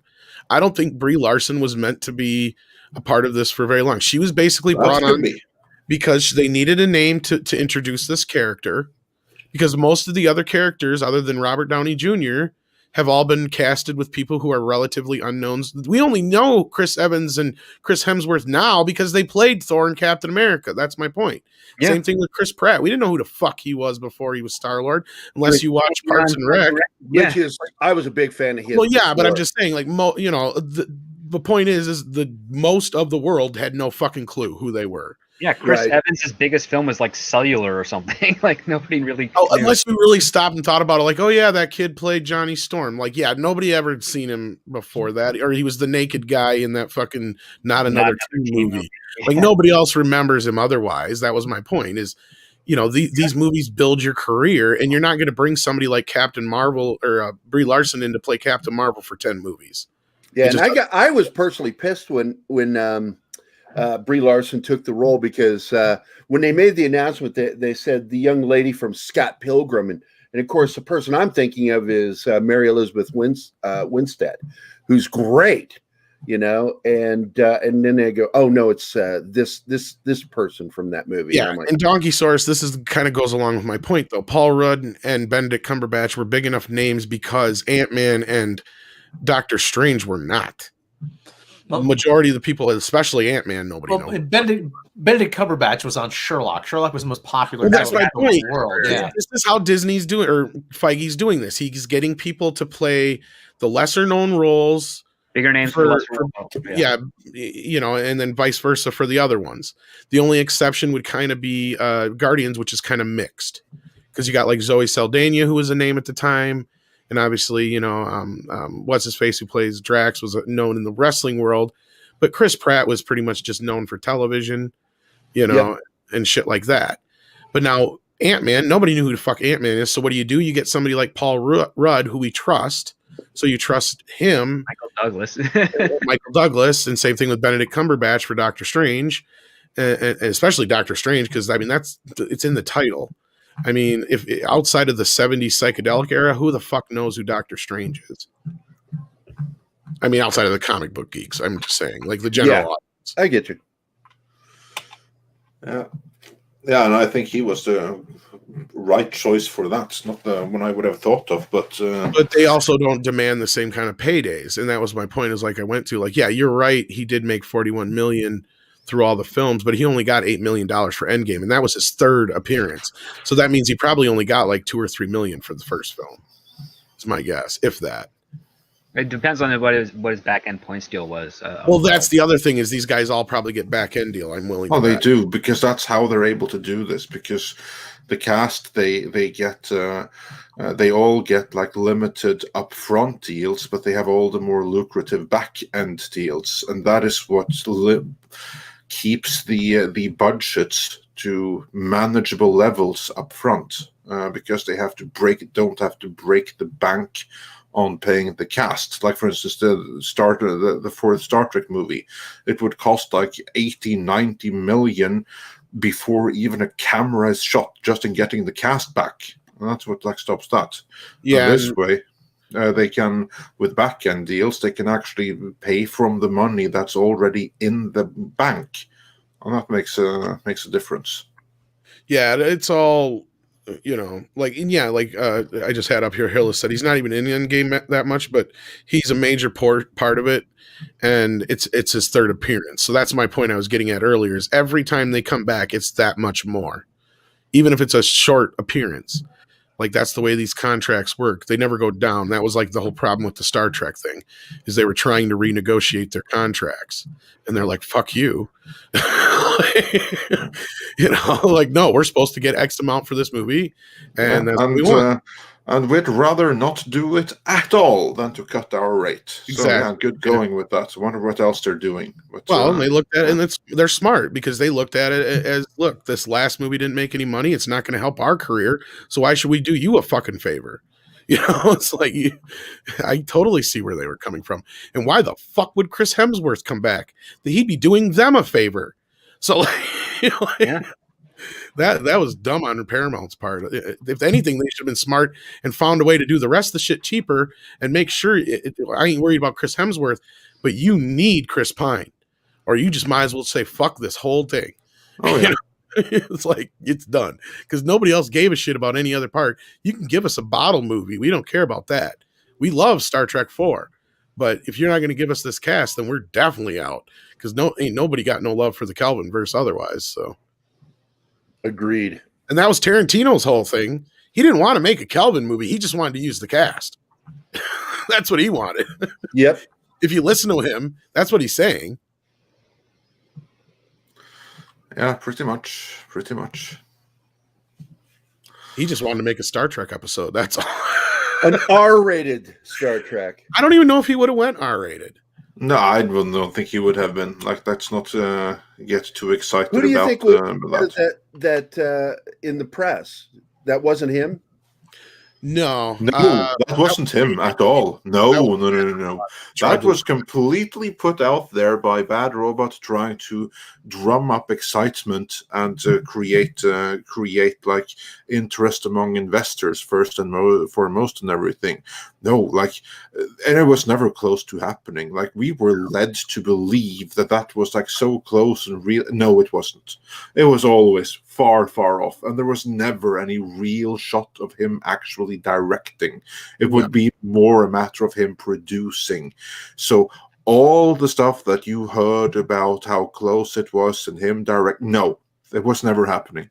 And it was all put out there by Bad Robot to try to influence people to get excited and thereby to get the funding to make the thing.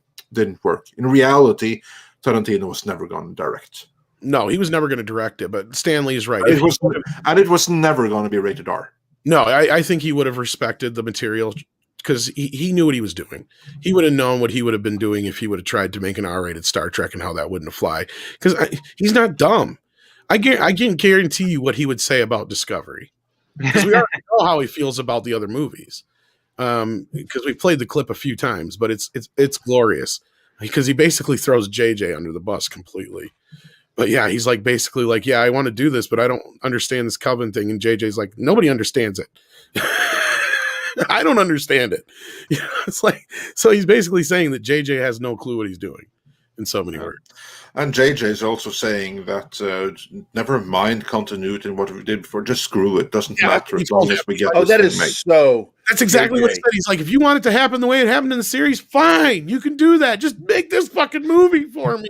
I guarantee it was JJ on his fucking knees because he's like thinking, what can I do to get some money? Well, Quentin Tarantino, definitely. You know, that would be the one thing. When Paramount's like, well, we ain't got no fucking money, so you better go find some. That's what happened. Yeah, no, really, it's exactly like that. So, like, everything you heard about, it was all fake. It was all lies. It was never real. Yep. I mean, it was never happening. It was not the way you thought. That was the thing, and they had a writer working on it, but it never got anywhere past that because they didn't get no money. Yeah. Fishing expeditions, as it's called. Yeah, it was all one big fishing expedition, but the ones being fished were investors by way of deceiving the audience to create some level of excitement for investors to latch onto. Yeah, and this was right after Paramount lost all their Chinese investors too, mind you. Yeah, so that's all it was. That's all it was there. But all right. Sorry, that was a long. Yeah. We have a couple of more super chats that I want to go through, so we are caught up with that.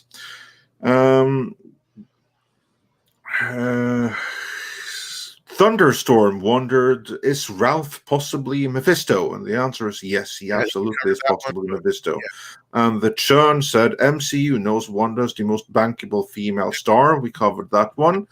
And then Brian Benowitz sent us 2 super chats back to back, one for $5 and the other for 10. So thank you so much for that. And he says, one of 2. I was wondering what the purpose of the dog, because it comes and goes so quickly. And then I noticed that Agatha shows up right when the dog arrives, and then she names the dog Sparky, and she finds the dog dead. And the whole lifespan of the dog leads to the kids asking Wanda, can she cheat death? Is this purposeful? Is Agatha trying to wake Wanda up? I don't think she's trying to wake her up, but I do feel like, because even she was like, I didn't know you could do that. I do feel like you're right on the dog aspect of it, but I feel like there's she's not even fully aware of what she can do. And again, I think the big question is, can she really bring people back to life, or can she pull people from other dimensions there or create a reality, like she's doing, which she is doing. But like, that's the big question. Cause I feel like if she was going to bring her brother back, she would have brought the version back she knew, obviously. Could have. I mean, the other part too is that she augments reality because they do that test with the Monica Rambeau's clothes. Like her uniform was, a sword Kevlar vest uniform, and when she came out, she's wearing the same clothes that she had inside the 70s show, and then she shoots it with the gun, and it doesn't have much reaction. So she's transmorphed the what's already in town into being something functional within that universe. So she's probably able just to manipulate the reality of objects as opposed to generating new ones, aside from the children, which is the biggest mystery we've got so far of that. Which, if they go by the comics, from my understanding, and again, somebody correct me if I'm wrong, the children in the comics were actually a trick by Mephisto. And then she makes a deal with him to make them real or some shit like that. Yes, I remember that. Yes. But again, with the way they do things, we don't know if that's going to be the way it plays out here. So it'll be interesting to see. But I do feel like Agnes knows more than she's letting on. I feel like she's either one of the architects of this whole situation, or she's clearly not one of the townsfolk who are in any kind of pain or restraint, because she's clearly playing a part, it feels like she knows she is. You get what I'm saying? Yeah, and the dog obviously is part of that. Exactly. Back to the question. But to the which part, I don't know yet. I don't think we have enough information. It was to bring up the whole point of death. I really do think that's what the whole point of it was, is so they could actually have, you introduce the dog, a dog dies. It's usually a way you teach kids about death, whatever. That's the way it works on a TV show, right? That was kind of the way they were playing it. But then that popped the question back towards Wanda, like, well, you can bring people back from the dead, can't you? Well, then, we got the Pietra scene in the next part. Like, that's the whole thing. And that's where I'm thinking, like, yeah, she can bring people back to quote unquote life, but not if they're actually dead in her universe. That's what I think the catch is going to be. Yeah, and now I will bring up something. Film Theory brought this up on his channel that there are concerns that Mephisto may or may not show up because of Chinese investors, and China has an issue with devil characters. Is Disney Plus in China? There are Chinese investors involved. So, yeah. Well, I mean, in some way or fortune.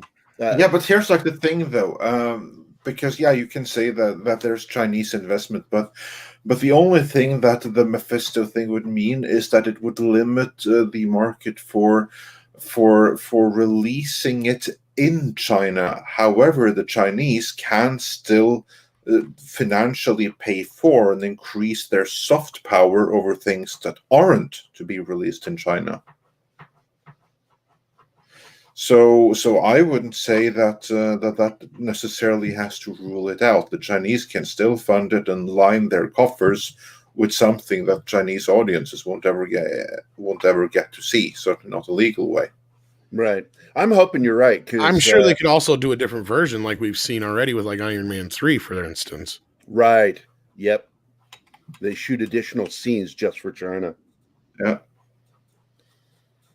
Well, and if they do a version, let's just say for the sake of argument that Mephisto is in this, whatever version, they may just go, like you said, and not even bother going to the whole devil aspect of it.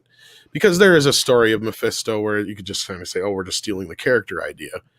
But is the character supposed to be the actual devil in the Marvel universe, though? That's my question, I guess.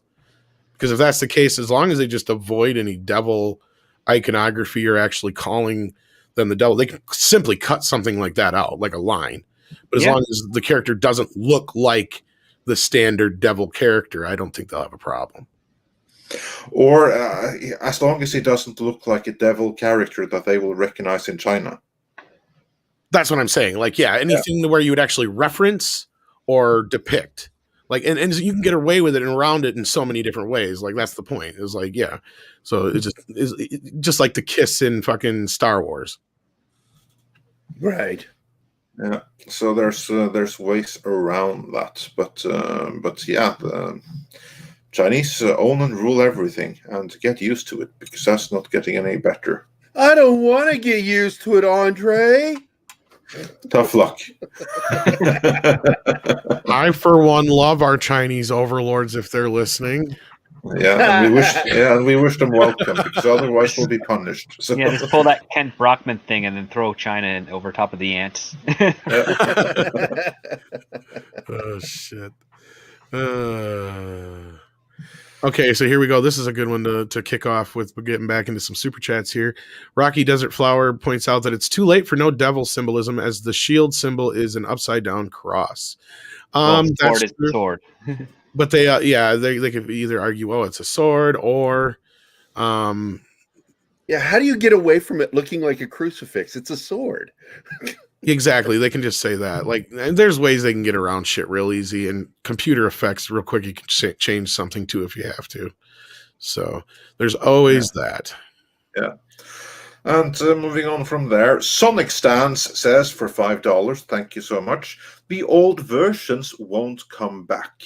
How could they even bring in the Foxmen? That franchise has more continuity errors than a DC book. Yeah, this is true. It's funny you say that, because that's what I was saying before the show to Andre. Go figure, we now have the Foxman Quicksilver. Mm-hmm. We do. They brought in one from the Foxverse.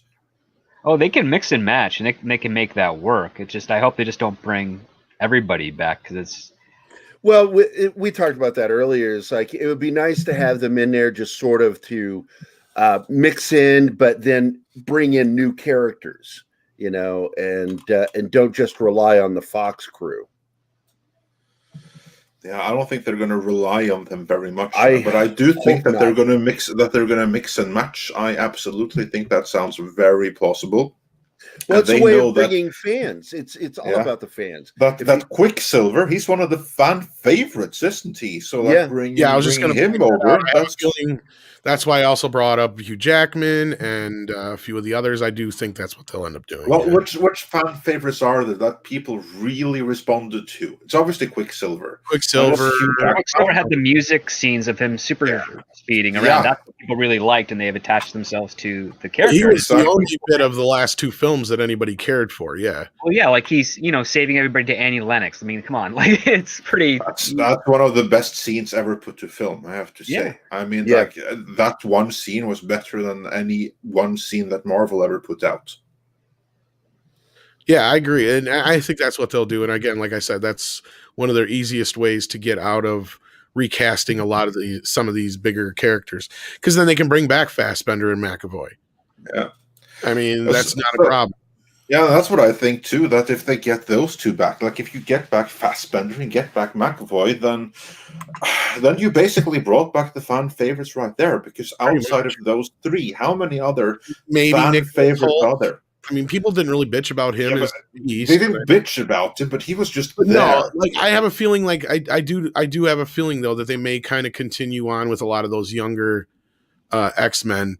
And we will get, Hugh Jackman Wolverine for a few more movies. And then as far as we'll get like Ian McKellen in this, but we won't have him for the other stuff. You know what I'm saying? Like he'll pop into this, but then we'll get the other version for the latter. Let's not forget, though, that Ian McKellen and Patrick Stewart were also fan favorites, even though they were old. That's what I'm saying. Like, they'll use them for special things, but like that's the older cast. They probably, we may even get what's-her-face, the original Jean Grey, Van Gelston. Oh, I don't think they will after her surgery. Oh my God. Oh really? Ooh. Oh yeah. I agree. Oh my God. Yeah. No, they really should. I can tell you. It's horrifying. Go look it up right now. Go Google it. Oh my God. I probably don't want to. So I'll take the word for it. No, you don't like. If they get Rebecca, okay, let me rewind and do that again. Well, at least this way they can bring back Halle Berry. Not that anybody really gave a shit about that, but no, we didn't care. But she's always we love her. She's welcome. Yes, she's very welcome. I didn't hate her casting. She was one of those. Okay, I mean, even though everybody wanted what's her face who played Angela. Bassett. Bassett. Yeah. She's more comic, true to the comic character. Yes. Yeah. Oh my God! I'm not even going to think that script. Jesus. I'm looking. He wrote something in the private chat that I'm not going to say out loud. Well, basically, we just have to look at the... Oh my God! You're so right, script doctor. Want me to say it? People expect it out of me. Yeah, go ahead, dude. It's totally true. That's what she looks like.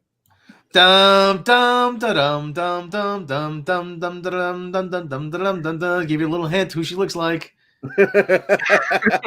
That's the Olympic music. If nobody gets it, fuck it, I don't care. Caitlyn Jenner. You guys know I don't mind rubbing people the wrong way.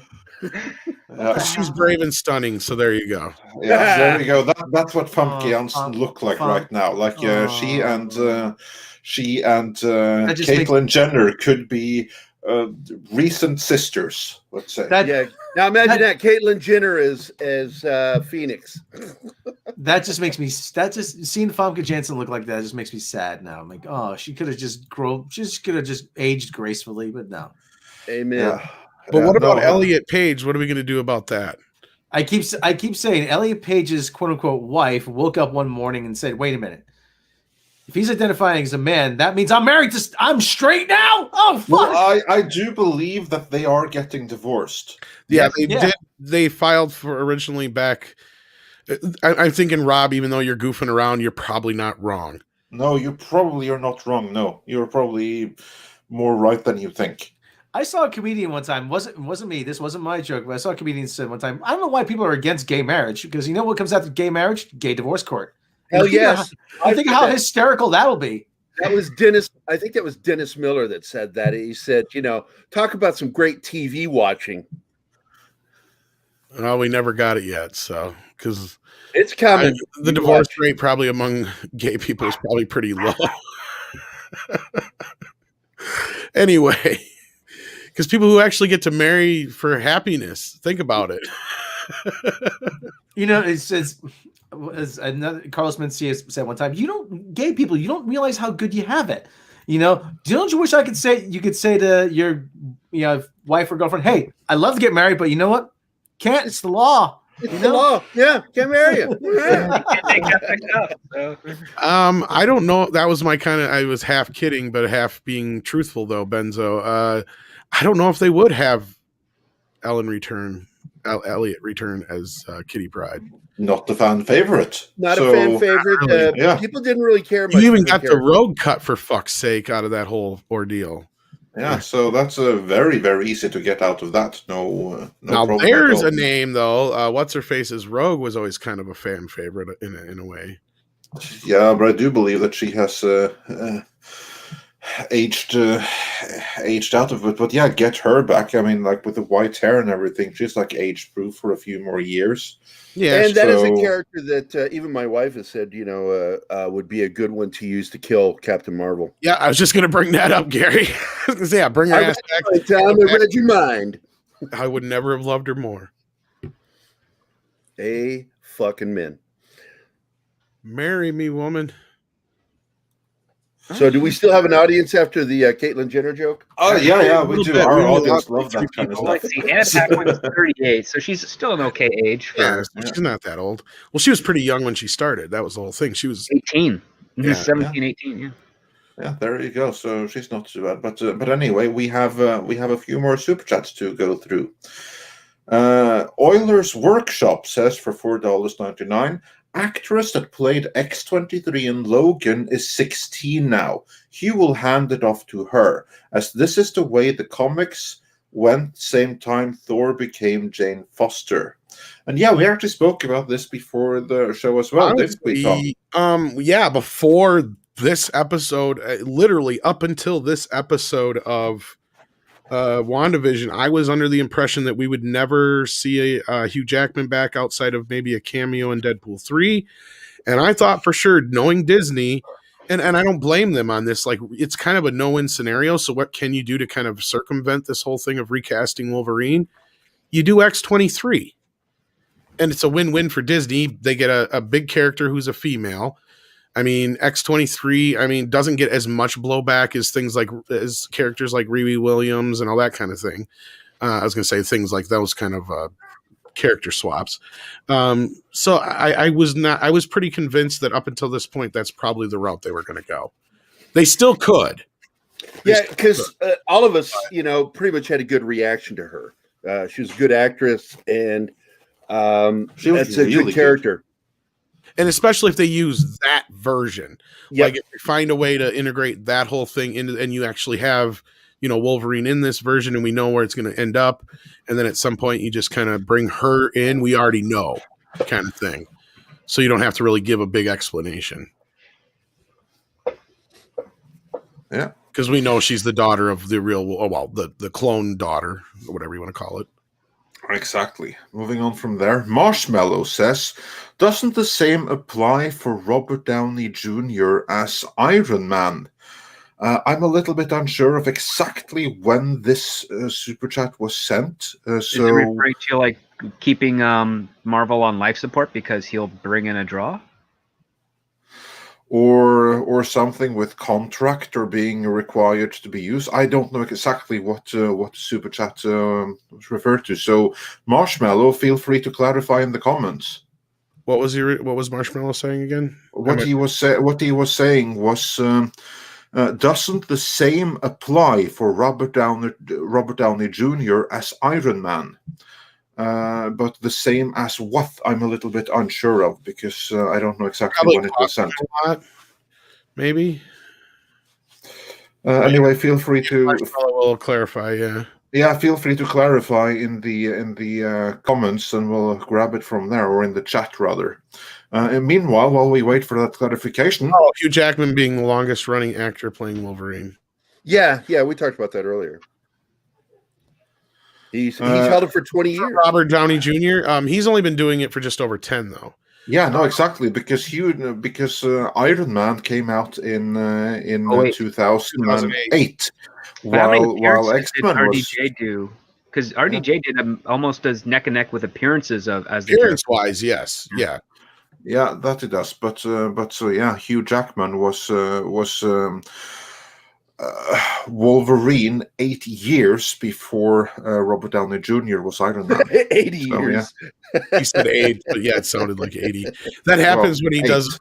This is funny because when Andre will record his dialogue sometimes for his scripts, like I know what he meant and he's saying it, but I'm like, Andre, it sounds like you're saying this, so sometimes you'll have to re-record. Have to rephrase stuff because it just comes off the wrong way. Yeah, and he's not meaning to, and he's saying it. It's just the way it comes out because of his accent or whatever. Yeah. Yeah, and the microphone and stuff like that. In the room, it probably sounds okay. Probably, I like to tell myself. But anyway, yeah. For the number of years that is between 7 and 9, that's how much longer Hugh Jackman has played Wolverine. So he's still number one. I mean, if you take away the last, he just played him again, Logan, in 18. So yeah, no, I was gonna say you could even take away because he wasn't in the last 2 X-Men movies, but then again he did Logan. So yeah, you take that away, then he still hasn't been. So it's gonna be a few more years. Wolverine. Before, all the extra ones he did besides. So yeah, it's gonna be a few more years before he's overtaken. And given that Tony Stark is kind of like dead, then. But I still have a feeling we'll see him again. I'm not sure on that. I mean, honestly hope he won't. Appearance in of course, Deadpool 2, even though it's archival footage. It's still Logan is in Deadpool 2, so. We've had him for 18 years on screen. That one shot for that, though, I thought? Or am I wrong? I don't think so. No, I don't think so. Okay. Well, then I'm sure they'll get him for Deadpool 3 because they've been leading up to it for so damn long. And those two are like best fiends online. It's awesome to watch those two fuck with each other. Yeah. Yeah. Who doesn't want a Deadpool and Wolverine movie, though? Come on. I'd actually take a Deadpool and Spider-Man movie over that. Yeah, but that's likely of happening at some point. But yeah, I see your point. Anyway, moving on. The Festman93 says, for £5 Brie is going to be in a High Republic movie. Well, we shall see. I don't think it's going to be a High Republic movie. That's cute. But but maybe in the she'll appear in the Acolyte, the Leslie Headland series, which apparently is going to tie into the High Republic. You think that's going to happen? That's cute. I really don't believe it will. I think Favreau drew the line, and Kennedy and her crew are losing. I don't think they're not Yeah. wrong though. I think a lot of these characters in the High Republic are kind of precasted. Because you look at certain ones, and then obviously Avar Kriss could be Brie Larson, no problem. They clearly made the one character who looks like Matthew McConaughey on purpose. Don't think they wouldn't try to get Matthew McConaughey to play the part, or someone who looks like a young Matthew McConaughey. Then there's that one actress who is the host of the High Republic TV show. She looks an awful lot like that other character that's there, and she does cosplays and stuff. So don't think they didn't bring her into this without thinking about that. And I feel like I feel like this is what happened with the whole High Republic. They were high on themselves, thinking this was going to be the next big thing in Star Wars, until Mandalorian sucked all the air out of the room. And so then Bob and shit's like, okay, we can give this High Republic a shot, but only as comic books and stuff like that for right now. And if it proves to be successful, then we'll talk about a live action or what have you. And of course it tanked. Well, yeah, it hasn't even, it's been failure on liftoff. It's DOA. It sold thousands. Yeah, right. I'm talking about, in a world where millions get sold, they were excited over thousands. Well, technically, they could say more accurately they sold hundreds, almost reaching thousands. Didn't Cyberfrog sell more technically than the High Republic? Yeah. Just a little bit. Even if you combine all the High Republics. Donkeysaurus Rex, exactly. Don't get high on your own supply. But we went way off topic here now. Next super chat. Yeah. It's like this show is done by ADD people. Yeah. It is, isn't it? Looks like it. Anyway, Super Blubber Puss says for $5, thank you so much. Shatner and Nimoy were both paid $6 million for Star Trek V. That is why the effects and movie suffered. It wouldn't surprise me. Do share. There's union issues. There was lack of support behind the studio when they were making the film. Their budget was also cut in the midst of production as well. There's supposed to be a rock monster that Kirk faced off that they couldn't do because they couldn't get one manufactured. There were some strikes going on. William Shatner faced a lot of issues getting that movie made. The fact that we even got what we did get is miraculous, given a lot of the troubles that he faced during that time. And there was no real support to help him out on that. And even Nimoy couldn't help him out as much as he wanted to. Yeah, well, part of the problem was one of the producers on the show, I forget his name offhand right now, Keith knows it, but Shatner put too much trust in this guy, and Nimoy even warned him not to. Yeah. And that's where a lot of his problems started. Yeah, a lot of money mismanagement, and also the politics going on in Hollywood at that time was not helping the production either. No, and it didn't help later when Gene Roddenberry disowned it. I think he said something to the point that he didn't consider it canon. All right. What's the next super chat we got? Next one is a super sticker from Silver Nova, who says thumbs up for an Austrian $1.99, and then Tina Bojan says for $5. Any thoughts on Reed Richards being the big reveal as the aerospace engineer? Monica texted during the last episode. Well, Rob brought that up before, and speaking of Robs, we have another Rob joining us, Mr. Robert Meyer Burnett. Hello. I'm a surprise third act Deus Ex Machina for this show. You are our Pietro for this episode. Well, there you go. Actually, Peter. Yeah, now it's Peter. Okay, so you're not the only one amongst a group of Muppets. I'll hop on camera. By the way, Keith and I, because we do Pop Culture Minefield, we're huge fans of your show, Robert. Oh, thank you very much. That's very nice of you to say. You're most kind. Yeah, both of us are older than you. What's in the background behind you, over your shoulder? The Star Trek. What is that? It's a screensaver on my TV. If I'm not watching the TV, I got Star Trek screensaver going all the time. That's the way everybody should be. Amen. I'm friends with Fanzine, and whenever I'm on his show, he always puts the Star Trek screensaver so we match. Is that on like a Fire Stick or something? Or Oh, I thought you were talking about my The penis. screensaver on the TV. Is that like a fire? Is that on fire stick? Terrible, terrible. STD. Hi-yo! It burns when I pee, Doc. No, it's that's just my Roku TV thing. By the way, hello, Andre. I haven't seen you in a while. Yes, it's Greetings. How's it going? It's going. You know, it's going. It's going. You good. two should be doing a show regularly. Me and Andre. Yeah. Andre and I should say that's bad grammar. Andre and I. Well, we try. We try. I'm getting bombarded. Well, I would love to do a show like my breakfast with Andre. Well, that would be great, we've been trying to get him on the morning show, but he works for or my lunch with Andre. A little show, you know, in the morning he works on, so he's busy. But like, yeah, you know, no, I'm sorry. I'm about third person now, but no. I'd be all for a like he's not here. I mean, where we just have some like philosophical debate show or something. As Fractal is reminding me, I get bombarded by questions almost daily, Robert, about Bond. So hopefully we got to get back to Bond. Where are we? Are we at Thunderball yet? We're at Thunderball. I think that's the next one we're at. Yes. No, you guys did Thunderball already. So we're only live twice. Then we're only live twice. Yeah. Twice. Yes, that's where we're at. Twice is the only way to live. And hopefully we get that sooner than later. But yeah, which version is better, the original or the remake of Thunderball? Yeah. You know what? Never say never again. The Michel Legrand score is just so bad. Yeah. And it's although Klaus Maria Brandauer and Kim Basinger and Barbara Carrera are good, but the movie's not the best. No. Rob. It did not age well, unlike Sean Connery. God rest his soul. But yeah, so hopefully we'll get back on the Bond reviews very soon. Cool. And you have Johnny English in it. Just have to say that. Like, oh yeah, that's true. He's in it. It does. As I've been telling people, Robert has actually been very busy working on Tango Shalom and some other projects and things like that. So that has gotten in the way, of course. But although I'm getting to the end of that, you know, now Tango Shalom is out in the wild.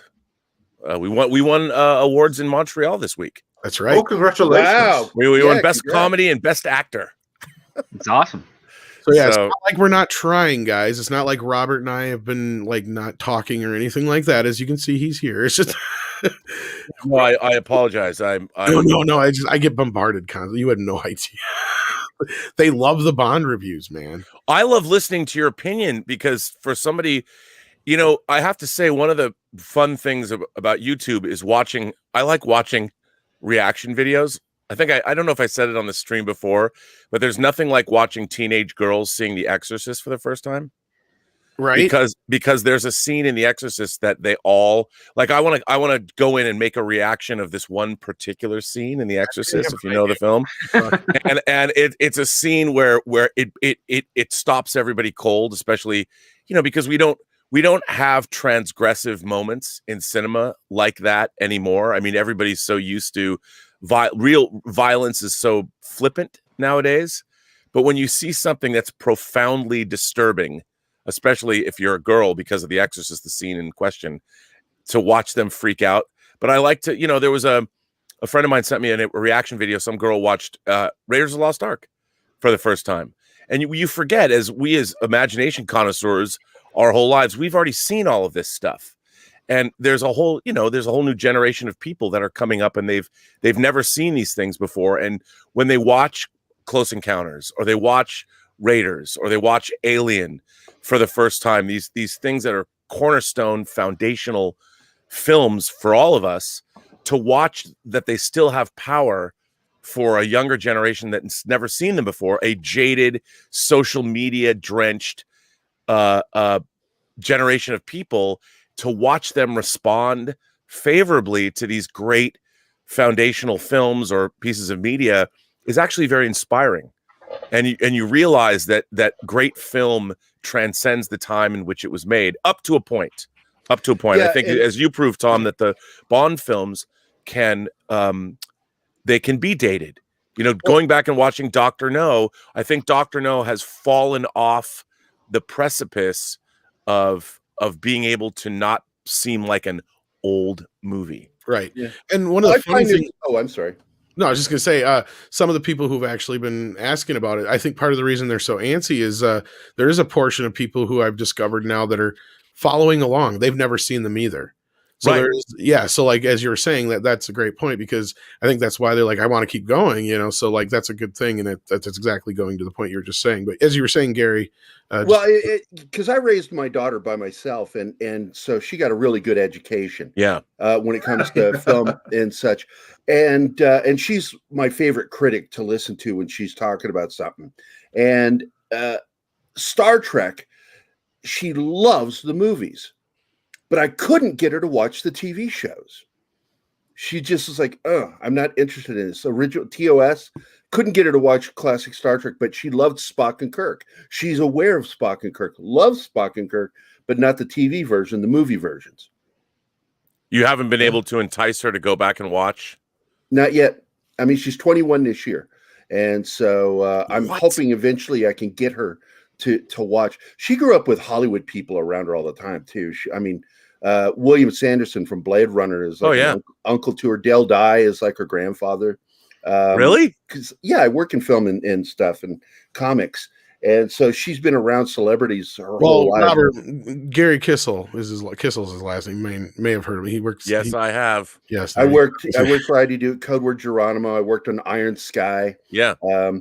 And if you ever read the intro to that by Miko, the writer, he laments about how I force myself into the relationship with people. I just walk right in and go, yeah, I'm doing this comic book. That's the way to be. Who are you? And Marshmallow, sorry, but Mr. H, I think, has stopped watching WandaVision, to be honest. Yeah, he hated it. He's one of those people that doesn't like it. Yeah, he just doesn't like it. Simple as that. I think WandaVision is. Sorry. No, I should just head over to his channel, and then you can see the point where he gave up, but it wasn't for him. But since you're here, Mr. Burnett, we might as well ask you how you felt about WandaVision. I know you've enjoyed the show so far pretty much, but big reveal this last week. No, we have been talking spoilers, so let loose. Well, I first of all, I've loved the show from the beginning, and I think that what's most significant about it is it shows the fact that they decided to lead, that Marvel decided to lead with this show as opposed to, say, Captain America and Winter Soldier because of production reasons, but the fact that they are making a bold statement with this show and they're saying, look, we did 23 movies averaging out $1 billion each in terms of box office if you average out all the movies. And they're like, we're not going to just continue on. We're not going to rest on our laurels. We're going to give you something different and boldly different. And yet it's still going to bring the same kind of production value and thought that we've put into our previous 23 movies. And I was very surprised. They could have done, this was not the safe play. And as evidenced, they knew the first 2 episodes, a lot of people were going to be like, what the hell is this? What is this? This isn't what we wanted, And then I just want to point out, on January 16th, after the first 2 episodes aired, I did tweet. I said, all you naysayers, by the end of episode 5, you're all going to be saying, holy shit. And you're not going to be able to wait a week for the next episode. Now, I didn't know anything. I was completely guessing. But that guess was based on the fact that whether you love the Marvel Cinematic Universe or not, you have to appreciate how well thought out it is. And sometimes things work better than others. Obviously, Captain Marvel is not everyone's favorite movie. I actually enjoyed Captain Marvel for what it was. But look, when you watch Infinity War and Endgame together, it is kind of I'll give you a groaner. It's a marvel that it exists at all. All of those characters, all of those costumes, all of the emotion that they elicit from the audience. And I think that this show, WandaVision is in a way one of the most methodically planned and well thought out, whether you believe in the vision or not, I mean the vision of the show, whether you believe in it, you have to look at that and go, we have real authorship here. We have real, they set out to do something, and I think they're nailing doing exactly what they wanted to do with the show. And this particular episode 5, it starts out like when Catherine Hahn comes in and she comes in and stops and says, "Oh, would you like me to take that back? Should I go back to one?" Which is a movie making term. Yeah, take it from the top. And then you're looking at Vision trying to like, wait, what just happened? And it was so well done the way they're playing with, and now they can jump between Wanda's reality in Westview and the real world and all that. It's like being on a roller coaster where you've been taken up to the top of the first hill, and now we're right at the peak, and I would expect that episodes 6, 7, 8, 9 are the hill that we're going to plunge. Well, it's a series of exposition. The show is exposition. It's building up and feeding you all kinds of information from all kinds of directions. They're doing it in a slow burn fashion. And, one of the big complaints I've heard is that it's a slow burn. I'm like, well, that's what good television is. Well, I mean, the slow burn usually has like some heat under it, and it the heat wavers from time to time in those first 3 episodes. Like the 4th episode really picks it up and makes that slow burn feel well. Well, but I think that has more to do with editing than anything else. Well, the problem I keep saying that I have is that I've seen it is well thought out, but I've seen some of these elements done better in something like, say, Life on Mars. In that you have the dream world and then you have the real world intruding upon that world. Kind of like when Sam was in the coma. Sam, we're trying to bring you out, when he would get a phone call, or we see a billboard, or we see... And that he didn't do a very good job of setting up the whole premise of the series. I mean, we were talking about it before, that it seems to be written out of order. In that the last couple episodes seem like they should really be the beginning of this series. And that it would have been more effective that, if we seen more hints towards, we've seen more like, okay, is this the world? Okay. And then we got this clear thing. Okay, this is what's going on. I understand, like you said, it's a slow burn and they want to do a big reveal, but at the same time, I think it'd been more effective if they took a different approach to it. But see, that's more of you want something that's more traditional that you've seen before. What you're just saying, like, I like it better, Life on Mars, or so. I think what I find fascinating about this show. You're talking about the British Life on Mars, yeah, or the yes, which is a great show. Well, I mean, I love that show. But if you think about it, this show is both a sequel and a prequel to like 10 different movies. Yeah.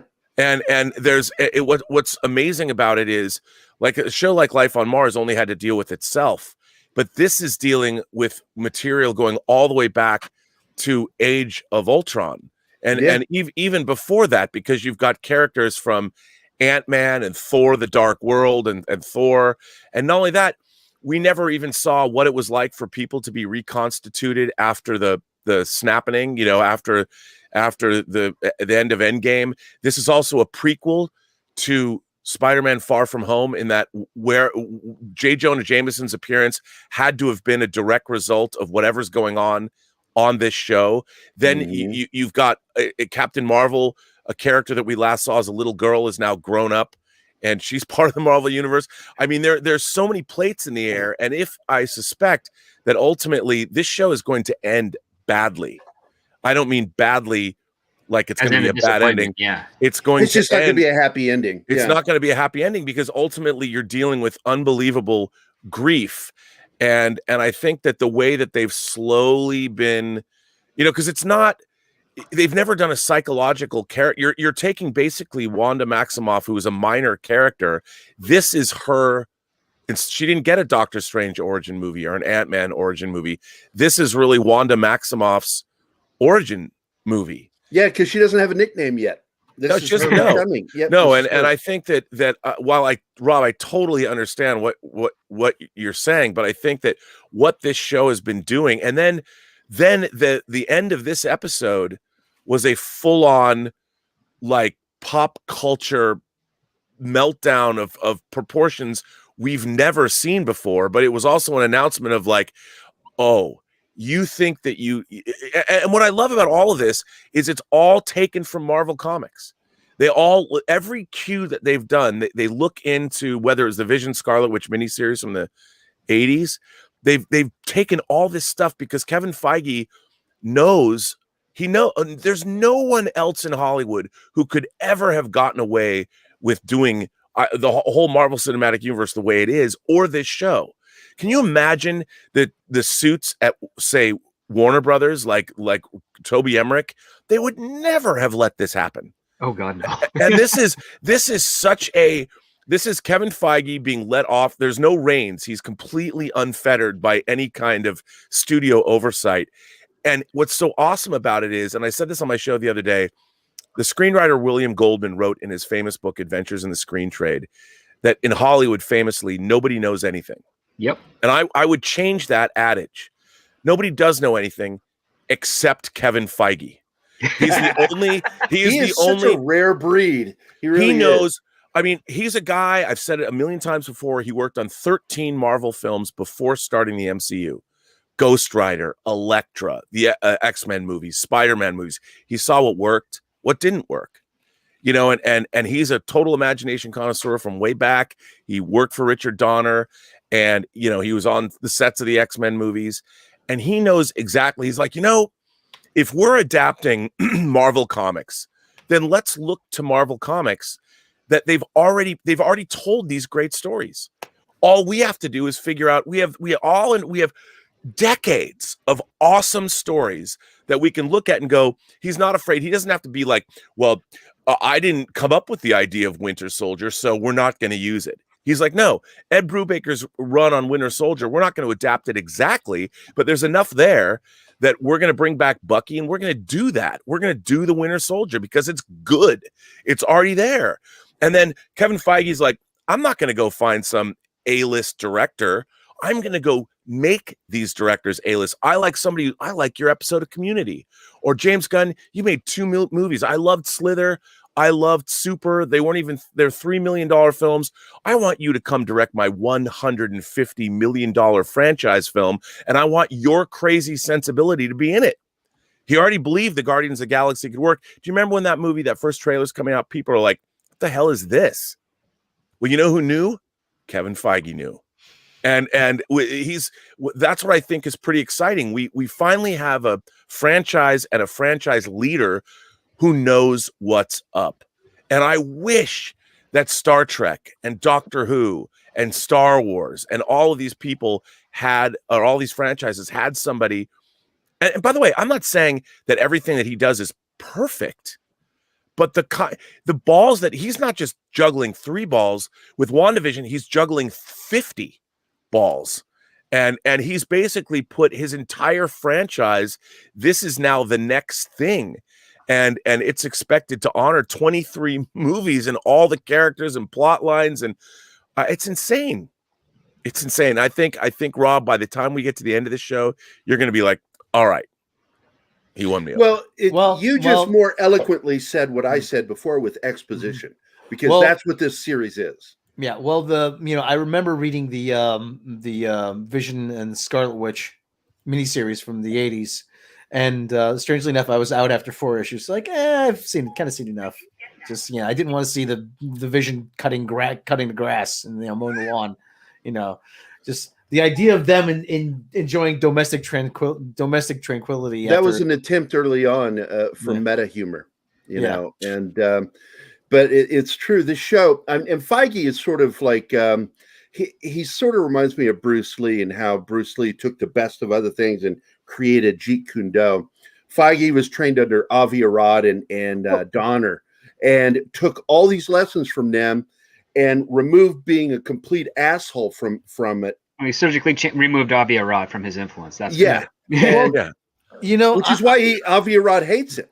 Well, I always say I always bring up a lot of sports analogies. Who often makes the best coaches? Not the superstar athletes, but the guys who never play. The guys who sit on the bench and they watch everything and they take notes of what works, what doesn't work. And then they take that and they apply it to coaching. And then those are guys a lot of times that are not afraid to take the chances, like Pat Riley. Pat Riley was a good player, but he sat the bench a lot. He learned what worked, what didn't work.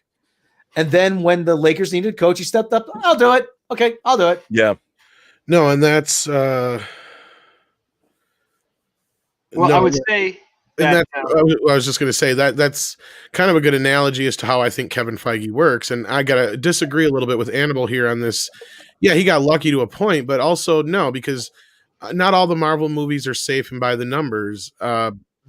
Almost every one of them is different in some way. And you look at things like Guardians of the Galaxy and stuff like that; those are complete risks. Think He about takes how, a massive risk, especially with Guardians of the Galaxy, because they're basically, you have a raccoon headlining a movie of weird space creatures from a really weird off-kilter director Yeah. that no other major studio was ever going to hire. No. But Kevin Feige, he did it, and it Yeah, paid off Feige a is a million risk times. taker. There's Yeah, no question. he is a risk taker. It's a measured risk. It's a measured Look, risk. they led with But it's a risk Iron taker. Man. yeah. They Yeah. led with Iron well, that's Man, Paramount's choice too. and I think when people say that, they're like look, they're still making movies based on Marvel comics.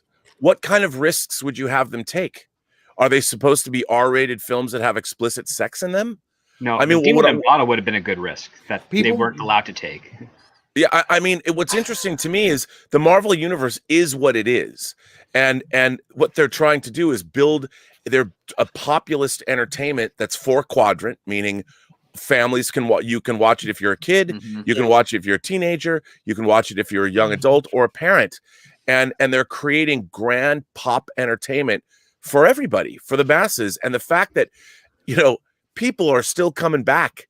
Mhm. After 23 movies in a decade, no one has ever done anything like this. And I think that, the fact that you have a villain that snapped away half the universe, Right. And that's how the movie ended. Let's not forget that.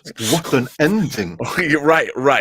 And like, who would have thought that when I first started watching these movies, I was like, how are they going to convince me that Iron Man, if you go back and you watch the first Iron Man, it's a really good but almost intimate story of a man coming to terms with his conscience. Mhm. And there's no apocalyptic universal. It's one guy fighting another guy for the control of his company. Yep. Basically. I was about to say that. Yeah. Yeah, and you watch it, it's really good. And Robert Downey, first of all, Robert Downey Jr., who was drugged out and sleeping in people's houses that he didn't even know mere years before. Kevin Feige's like, nope. I don't even think they could get an insurance bond on Robert Downey. Yeah, at the time. I mean, that's a fucking risk. And to start your franchise out on that, and then to find out that was Feige going, nope. I believe in Robert Downey Jr. just like he believed in the Russo brothers or believed in James Gunn. I mean, the risks that he's taken are, from a business standpoint, are enormous. Well, he sat back and he saw movies like, he didn't sit back. He was part of them. Everything from Blade to the X-Men to the Spider-Man films, he was there. So he was, like Rob was saying before, kind of, not necessarily sitting on the bench. he wasn't the producer. He wasn't the... He was the guy in charge. And you know what he also did that he doesn't get credit for? Mr. Burnett, you mentioned that, I want some wine, come to think of it. I'm drinking some. But you guys are so grown up. Hey, let me tell you, Rob. My father drank 2 glasses of wine every night with dinner, lived to the ripe old age of 91. So yeah. It is good for you. It really Absolutely. is. But anyway, as I was saying, because Mr. Burnett, you mentioned earlier before the sip of wine, that how risky is it supposed to be? Like, it's Marvel, it's not hard R or anything. I beg to differ, because here's the thing: there is actually one movie that Kevin Feige was consulted on where he gave notes that was very, very hard R, and that would be Punisher Warzone. Right. His fingerprints are in that movie. Like, one of the highlights in it that wasn't in the script from the director, or that Lionsgate approved of, because that came later, was towards the very end there, where you have like the lights go out and you have like the neon lights and the church from the church and everything. It basically says like the Punisher saves. That's one of the things that he contributed to that movie. Now, you can say what you want about it, but even when something is hard R, that's something that Kevin Feige is going to have his hands on. Same with Venom. Part of the reason why that movie worked is because Kevin Feige was a shadow consultant behind the scenes, and he gave some really good notes that they actually listened to that time after having ignored his advice completely in The Amazing Spider-Man 2, when he also gave advice that we learned in Soniac would have completely saved that movie. Right. No, you're absolutely right. And I think that's what I mean. And I don't mean like that they can't have R-rated material. I mean, you could have made WandaVision go hard R if you wanted to. I mean, look, the idea that I used to joke, I'm like, there's no way, like when I was doing Collider Heroes, I'd tell John Schnepp, I'm like, there's no way they're ever going to have a situation where Wanda is in bed with Vision and somehow they conceive kids. Like, if you really think about it, like, that's never going to happen. Cut to, I mean, you have one of your main characters having sex with a robot and conceives children. I mean, however that works, even though it's her sorcerer powers, it's still she's jumping into bed with Vision because they've managed to make us care about Vision, and the kids aren't going, "Mommy, is it possible? Like, how can she make babies with the Vision?" You know, they're getting away with that, and the fact that that's amazing to me. I thought 5 years ago there's no way they're going to go that direction, and they are. How do you explain that to the kids? Here's like the thing that you mockingly say that the Vision is like a toaster, but apparently, like, Data is fully functional. So another electrical device might be a better comparison, but it's not going to explain the conceiving part. Mommy, Vision's the same color as that lightsaber in your drawer. Yeah. I mean, but it's, you know, that's the thing. I mean, everyone, I don't think they're playing it necessarily, but you know, your point, Andre, was a good one. I mean, Punisher War Journal was, again, another one of those Marvel movies that Kevin Feige was able to see what worked. And by the way, I think that movie is actually pretty damn good. Yeah, I love it. Directed by Lexi Alexander, you know, a female director made that film. And I think that's another thing. I mean, Kevin Feige is picking the best people. He's also picking people that are untried. He's going with his gut, like any great captive industry does. You don't play it safe. You're getting people that have not done these kinds of things. And he knows, I believe myself in the little things I've done in this industry, you always get a better result if you find people that you know will step up and step up their game, and to give people an opportunity that they haven't had yet. If you believe in those people and you know they're good, they will step up, and they will, for the most part, I've learned, will always surprise you, as opposed to going with just the expected hire. You give people a chance to step up into whatever position they haven't yet made it into, but you believe as a leader that they can do it, like Kevin Feige does, you're going to come up with results that surpass what anybody might have expected. And that's what he does. Yeah, certainly most of the time. And of course, not every time does it work as No. well. Nope. But that comes with the territory. That only goes to show that there is risk involved. And it's not all the time that it has worked as they wanted. The times when it really works, it has worked. And when it hasn't, results weren't that bad. You know, and but like, there's risk there. Yeah, and there's people like, for instance, not to speak ill of anyone, but when Alan Taylor was tapped to direct Thor: The Dark World, I've heard that he was sort of out of his depth and might not have been the greatest choice, or wasn't ready to accept the mantle of that responsibility, and it didn't work out as well as they would have hoped. But what Kevin Feige has done, like all great producers should do, he's built a team around them. I mean, there are people that criticize and say, well, you know, the Marvel Cinematic Universe is like working on a great TV show. Yep. The directors come in, and, you know, as a director, you still have to work within the paradigm that they've set up for you to work in. And if you're a good director, you can put your flourishes on things. You can do things that are unique to you, but you still are working within a larger. You're not the auteur on a TV show the way you can be on a film. But what Marvel has done is sort of a hybrid. They want you to be an auteur, but you still have to work within the paradigm that they've established. And some people can hack that. Some people can't. The Russo brothers certainly can. James Gunn certainly can. For a couple of, a movie and a half, Joss Whedon did with the Avengers, but obviously ran up against the apparatus on Age of Ultron, which is a movie, by the way, that gets better as the years go by. But I think that they've got something really unique going. So Kevin Feige knows, because there's a safety net, he can make those gutsy choices.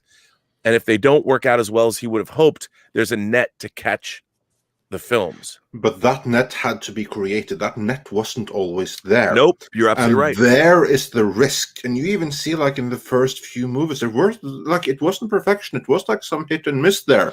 You saw, like, yeah, they knocked it out of the park with Iron Man. But that's a miracle, because that movie was a complete mess behind the scenes. It was being written as they were shooting it, yeah. Exactly, and then you have the Incredible Hulk, which was okay apart from the casting of Edward Norton, because there Kevin Feige, he wanted Mark Ruffalo the whole time. It was Universal who demanded Norton, and that didn't really work out, because that gave them loads of creative clashes and everything like that, which led to them in the end getting Ruffalo anyway. But that's like a completely different story. Then you have Thor 2, which is Iron Man 2, which is one of the weaker movies in the whole MCU, because on there they bit over more than they could chew, which only goes to show, yeah, they took risks the whole time, and everything kind of like came together with the Avengers, but no one thought that was going to be the hit that it was going to be.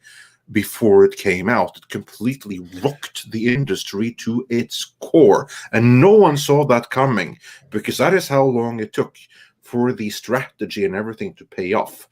Yeah. In an alternate universe, Avengers could have performed like Justice League, the exact same movie. You know what's funny though? I remember sitting in the theater watching that opening night, and I didn't go to. I had preview tickets. I didn't want to go to a preview screening. I wanted to go see it with a public audience. And I remember, like, halfway through the movie watching this, I was so wildly entertained, and as a lifelong Marvel comics reader, I was thinking to myself, I can't believe I'm actually watching this. Like, I can't believe, that famous shot when the camera swirls around all the Avengers when the Iron Man lands and you see all of them. They use it in every trailer. When it got to that point in the movie, I'm just like, I can't believe this. Yeah, I had that feeling too when watching it, and I had that the week before because it opened earlier internationally. That was like a big part of it too, because then like the international audience went completely nuts before and drove like hype up to a fever pitch before it came out in the US. Yeah, and I have to say, like, when as an adult middle-aged man with one foot in the grave, when I watched Infinity War, like the first 20 minutes of Infinity War, it opens with Thanos on the Asgardian ship, crushing Loki's windpipe and beating Thor to a pulp, and then you have Doctor Strange and Iron Man having the conversation of you're a wizard, and they're talking about Ben and Jerry's ice cream, and Thor comes through Hulk comes through the ceiling of the Sanctum Sanctorum, and I'm like, and then they go fight Ebony Maw. I'm like, this is the greatest thing I've ever seen in my life. I can't even believe that I'm watching this. And it just went from there. And by the end, when Thanos snaps the world away, it was just like, I can't believe I live in a world where this even exists.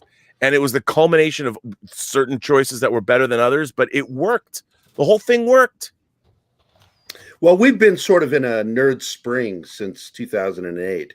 And, and I've got a lot of naysayer negative. We have a few negative people in our chat that just don't appreciate how lucky we are. This all could go away like that because Hollywood never learns. They think that if something tanks, then all of it tanks. Yeah. And I'm just so happy that we exist right now in this time with so much nerd entertainment. And for that, we can thank Avengers, I think, more than any, Agreed. of course, because that was the one that really rocked Hollywood to its core, because that wasn't in the script. Yeah, No one it was sort of expected like that. Star Wars was in '77, because even George Lucas and Spielberg didn't expect it to do well. Right. They thought they went to Hawaii. went off to Hawaii with Spielberg. That's right. They're sitting on a beach. Had no idea. Getting drunk, sitting on the beach, and then word comes in, Collecting hey, 20%. the film made this much this first weekend, and Lucas was still pessimistic and said, well, we'll see what happens in the second week. Then I'll get excited. Well, I mean, that's the whole thing. What I find so interesting now is people, I guess, expect that every single thing that comes out is going to rock their world, that it's going to be a 10. It's going to, like, look, one of the great joys of 2020 was for me seeing The Queen's Gambit, because I was a huge fan of Walter Tevis as an author. And I discovered him in 1980 when I read his science fiction novel, Mockingbird. I didn't know that he was the author who wrote The Hustler. I didn't know that he wrote Man Who Fell to Earth. I didn't know that he wrote Color of Money. And I just read that book and I thought it was great. Now, then I read all of his books, and to see The Queen's Gambit come out, I'm like, I can't believe we live in a world where that got made. Yeah. And it was, made by Scott Frank, who had made Godless for Netflix. And the fact that we now have companies like Netflix that's like, yep, okay, you did something good for us. They kind of are hands off creatively once they anoint a project or get a project made. If it wasn't for Netflix, we wouldn't get those things. We wouldn't have Godless. We wouldn't have The Queen's Gambit. We wouldn't have, and that's what streamers have made possible. And that's another thing that people don't really realize. When you're not beholden to box office or ratings necessarily, because for Netflix, if they want to make something, they don't have to worry about whether it's going to make $1 billion at the box office, and they're not spending another $100 or $200 million on marketing, whatever it is you're making. So there's a freedom creatively that hasn't existed before, that's sort of risen up in the last 10 years. And and everyone, there's so many fans, like you just said, Gary. Is it Gary or Jerry? Gary, not Gary, not Jerry. Gary, not Jerry, because it's Jerry Conway or Gary Con. You never know. But Jerry Anderson. But Jerry Anderson. I love Jerry Anderson. Me too. I have a whole wall of Eagle transporters. I'm getting more. I was watching one right his next to me. UFO to get back on a normal sleeping schedule. I saw binged the first 8 episodes. One of my favorite things ever. See it there? Oh, is that the Mattel? No, that is handmade by my buddy Brian. Wow. He's a prop builder, and he made that for me as a birthday gift. That is very nice. But yeah, so I just think we live in a time, and people, you can't sit there and expect everybody to understand that, but we do live in amazing times. And I just think it's so funny that everybody thinks that everything has to be a home run. Like sometimes you can get things that are a double or a triple that are still pretty good, and it's cool to have them. I mean, of course, that's because we are old enough to remember the time when it wasn't like this. But you don't have to be much younger than us to have grown up in the world where there was a new Star Wars every 3 months when the new Marvel movie came out. Oh yeah, those of us that are older remember what it was like to starve for nerd stuff. Yeah, I remember. Like, I'm old enough to remember when the first X-Men movie came out, especially in Norway. I was like thinking, holy crap, this movie is actually going to theaters. It's not going straight to DVD like everything else. That was like my first shock, because I fully expected X-Men to go straight to VHS, actually, just like the Phantom before it. But no, that was like the first thing, and beyond that, like, I couldn't believe it, from like the starved 90s to the glory that was to come. Yeah. Amen. But again, you have to, I think but when you grow up in a world where perceptions are completely different, when you grow up in a world where that's the norm, that there's a new Marvel movie every single month, and each one generally is better than the previous one. We have some exceptions, but generally they all rock the world. Of course, you're going to come to expect that. Yeah. I mean, that's why I said I like watching Avengers. I couldn't believe what I was watching. Yeah. Andre, what do you say we get to some of these super chats? Yes, let's do that because we have a few super chats here. And Tom, you said you didn't get to. No, I didn't get a any of chance to them get yet? any of them yet. No. Okay. Then I'm no longer capable of bringing them up on screen, so sorry about that. But we have Hills Mallory that says for $5, I believe that Agnes, Agatha Harkness, is trying to do something to help Wanda get past whatever is doing this and have her break out of the hex. Yeah, that certainly could be. She is a very intriguing character, isn't she? And Rocky Desert Flower says for $5, too late for no devil symbolism, as the shield symbol is an upside down cross. This was in reference to what we said about China earlier. Roger Haynes sent a thumbs up super sticker, so thanks for that. And Sonic Stans said for $5, imagine if the commercial in episode 6 is for the fake Ben and Jerry flavors mentioned in Infinity War. Don't we deserve a Hulk and Burn and Fudge? Don't count it out. That would be hilarious, and I think that Ben and Jerry's should be cool enough to actually make that. They probably were planning on it. I wouldn't be surprised. They better be. And then we have. Let's see, after that we have The Jaw 15 says, loving the sitcom aesthetic of the show. Great idea. And The Churn says, what about Kurtzman getting slammed for Clarice? Oh, we'll get back to that because I really want to hear your take on that, Mr. Burnett. And Shogun Orta says for $5, if WandaVision leads to multiverse, how do they not know about multiverse in Spider-Man Far From Home? Well, that kind of was a plot. They just were deceived a little bit. And Marshmallow says, get Mr. H reviews on here. As we said before, we'll get him for something else. He stopped watching WandaVision because he doesn't like it.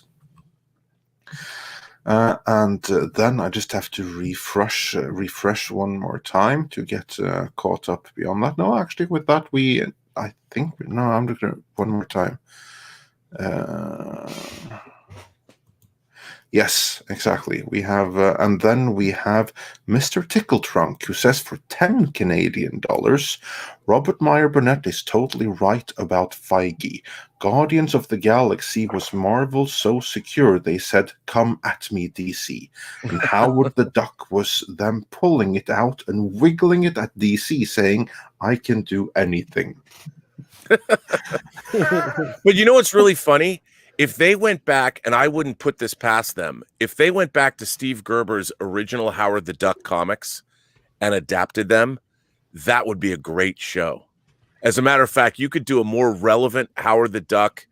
It would be even more relevant than what that comic book was doing back in the 70s. And it would work. It would work. Because, the problem with the Howard the Duck movie that George Lucas produced is it wasn't really Howard the Duck. They didn't want to go there. They kidified it. They Disneyfied. The ironic thing is they Disneyfied Howard the Duck for their Howard the Duck movie, when really Howard the Duck should have been an R-rated political social satire and gone for the jugular. And the perfect person to make that movie is James Gunn. I don't know if they'll do it, but it'd be pretty amazing because they could just go right back to those comics. Yeah, we were just saying that the other night, weren't we? Yeah, that would have been pretty sweet.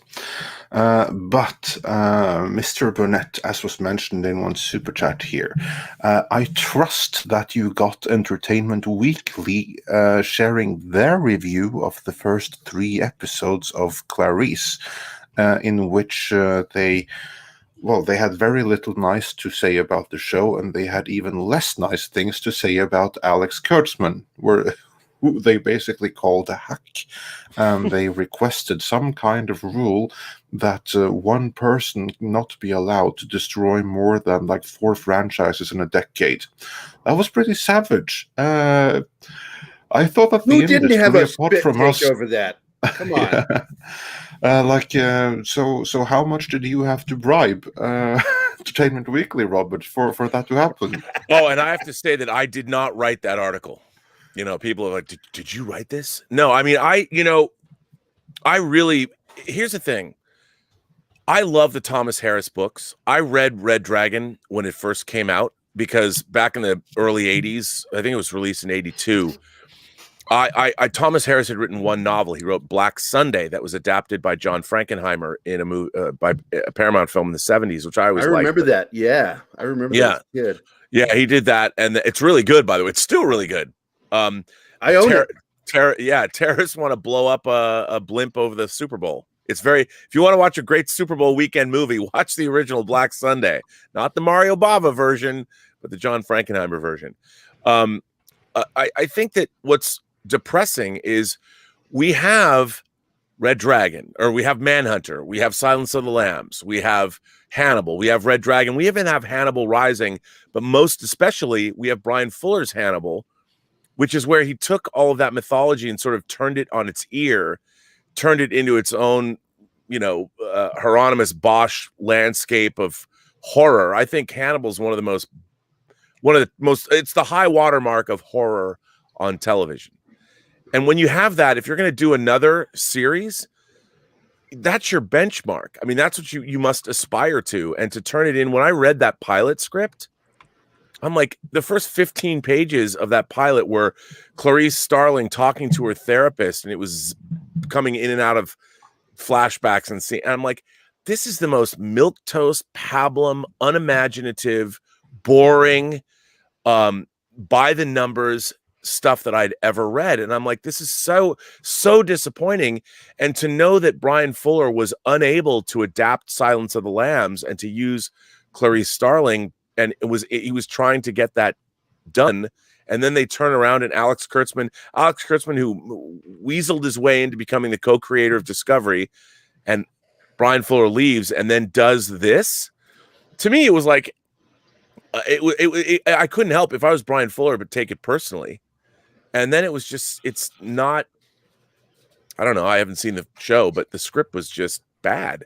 And when I read that article, I'm like, that's not a surprise to me. Well, and you can have Hannibal without Clarice, but you can't have Clarice without Hannibal. No, you can't. And it's frustrating. And you look at that. How does he then it's announced he's doing The Man Who Fell to Earth. Yeah, which I'll edge you for. And this will be the second time they've remade Man Who Fell to Earth for TV.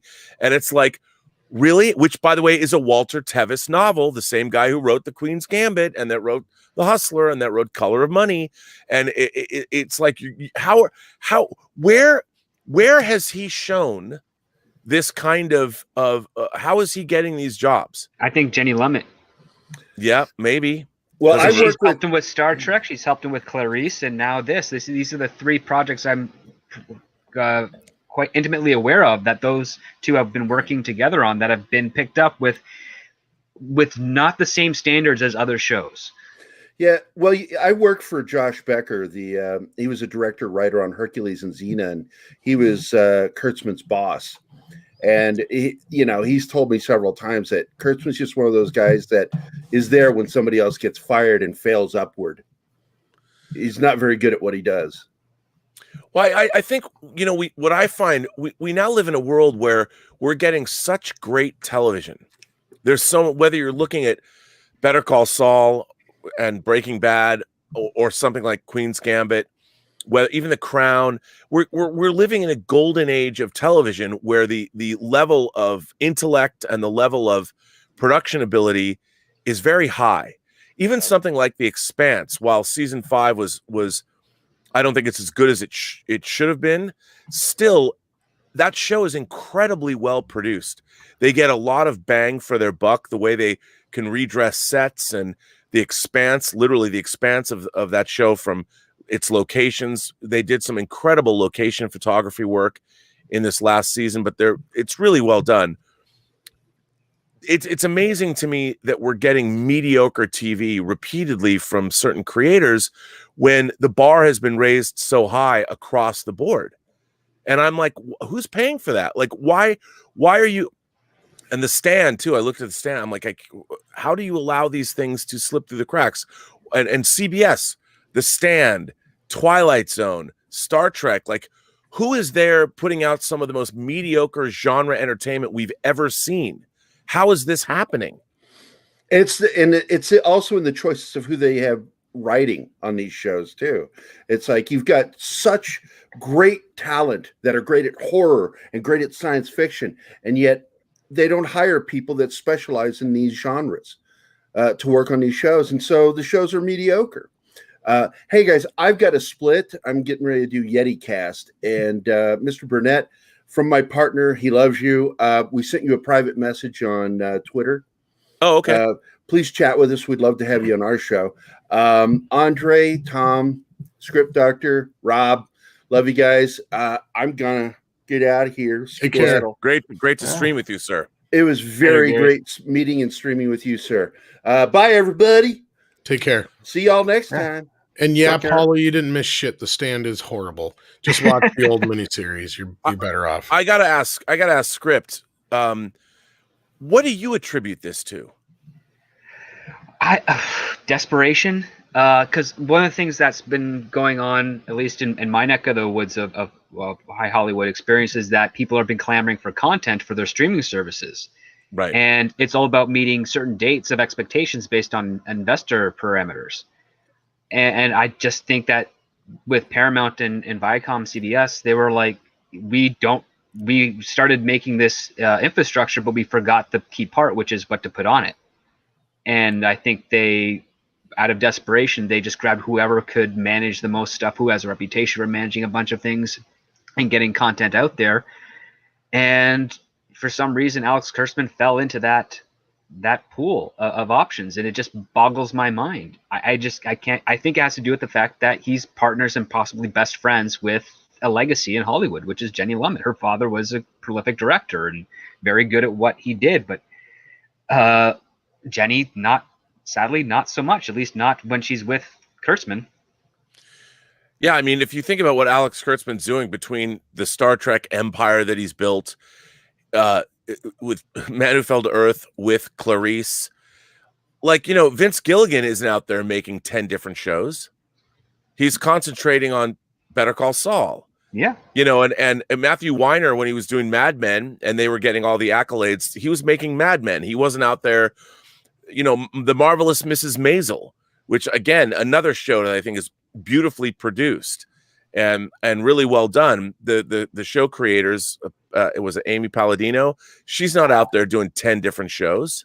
Noah Hawley isn't doing 10 different shows. He takes his breaks between shows. Like he did Fargo, which I thought was fantastic, and I'm looking for the 4th season already aired. I'm looking forward to binging that when time allows. Yeah. But like he focuses on one at a time, and then he works on other projects in between. Like that's usually the standard is like, oh, this person's on this show. Well, when he's done, we're gonna grab him for something else. But with Kurtzman, it's like, nope, he's working on 4 shows. Let's grab him for another one. He can take it. And it's like, well, clearly you're not. He's dividing himself so much to the point where his lack of talent is way more detrimental than it normally would be if he was just focusing on 1 or 2 things.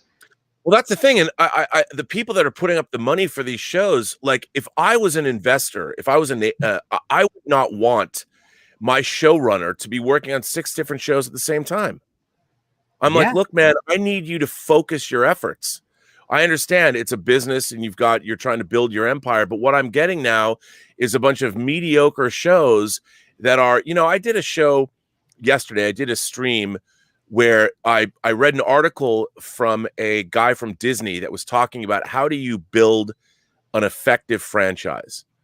And one of his lead advice is you have to trust your audience. You have to respect your audience. The audience is what builds your franchise for you. Once you've touched an audience and you've engaged them and have them coming back, that's who you have to go after. Your fans and the people that are loyal to whatever it is you're building are your first line of defense in terms of building up a brand. and now I feel that that's forgotten. You know, it's certainly in terms of Star Trek, people think there's this other wisdom that, oh, the fans are going to show up anyway. No, we're not mindless lemmings. You know, we're invested in these things because they were good. You know, we've been following them for years because they were outstanding and they provided great entertainment year after year, decade after decade. And sure, we knew that from episode to episode, we're not always going to get a 10.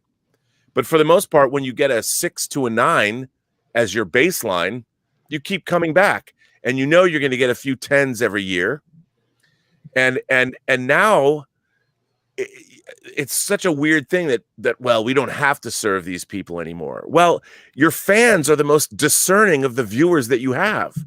They're the people that you should be going after, because if you capture their hearts and minds, everyone else will follow.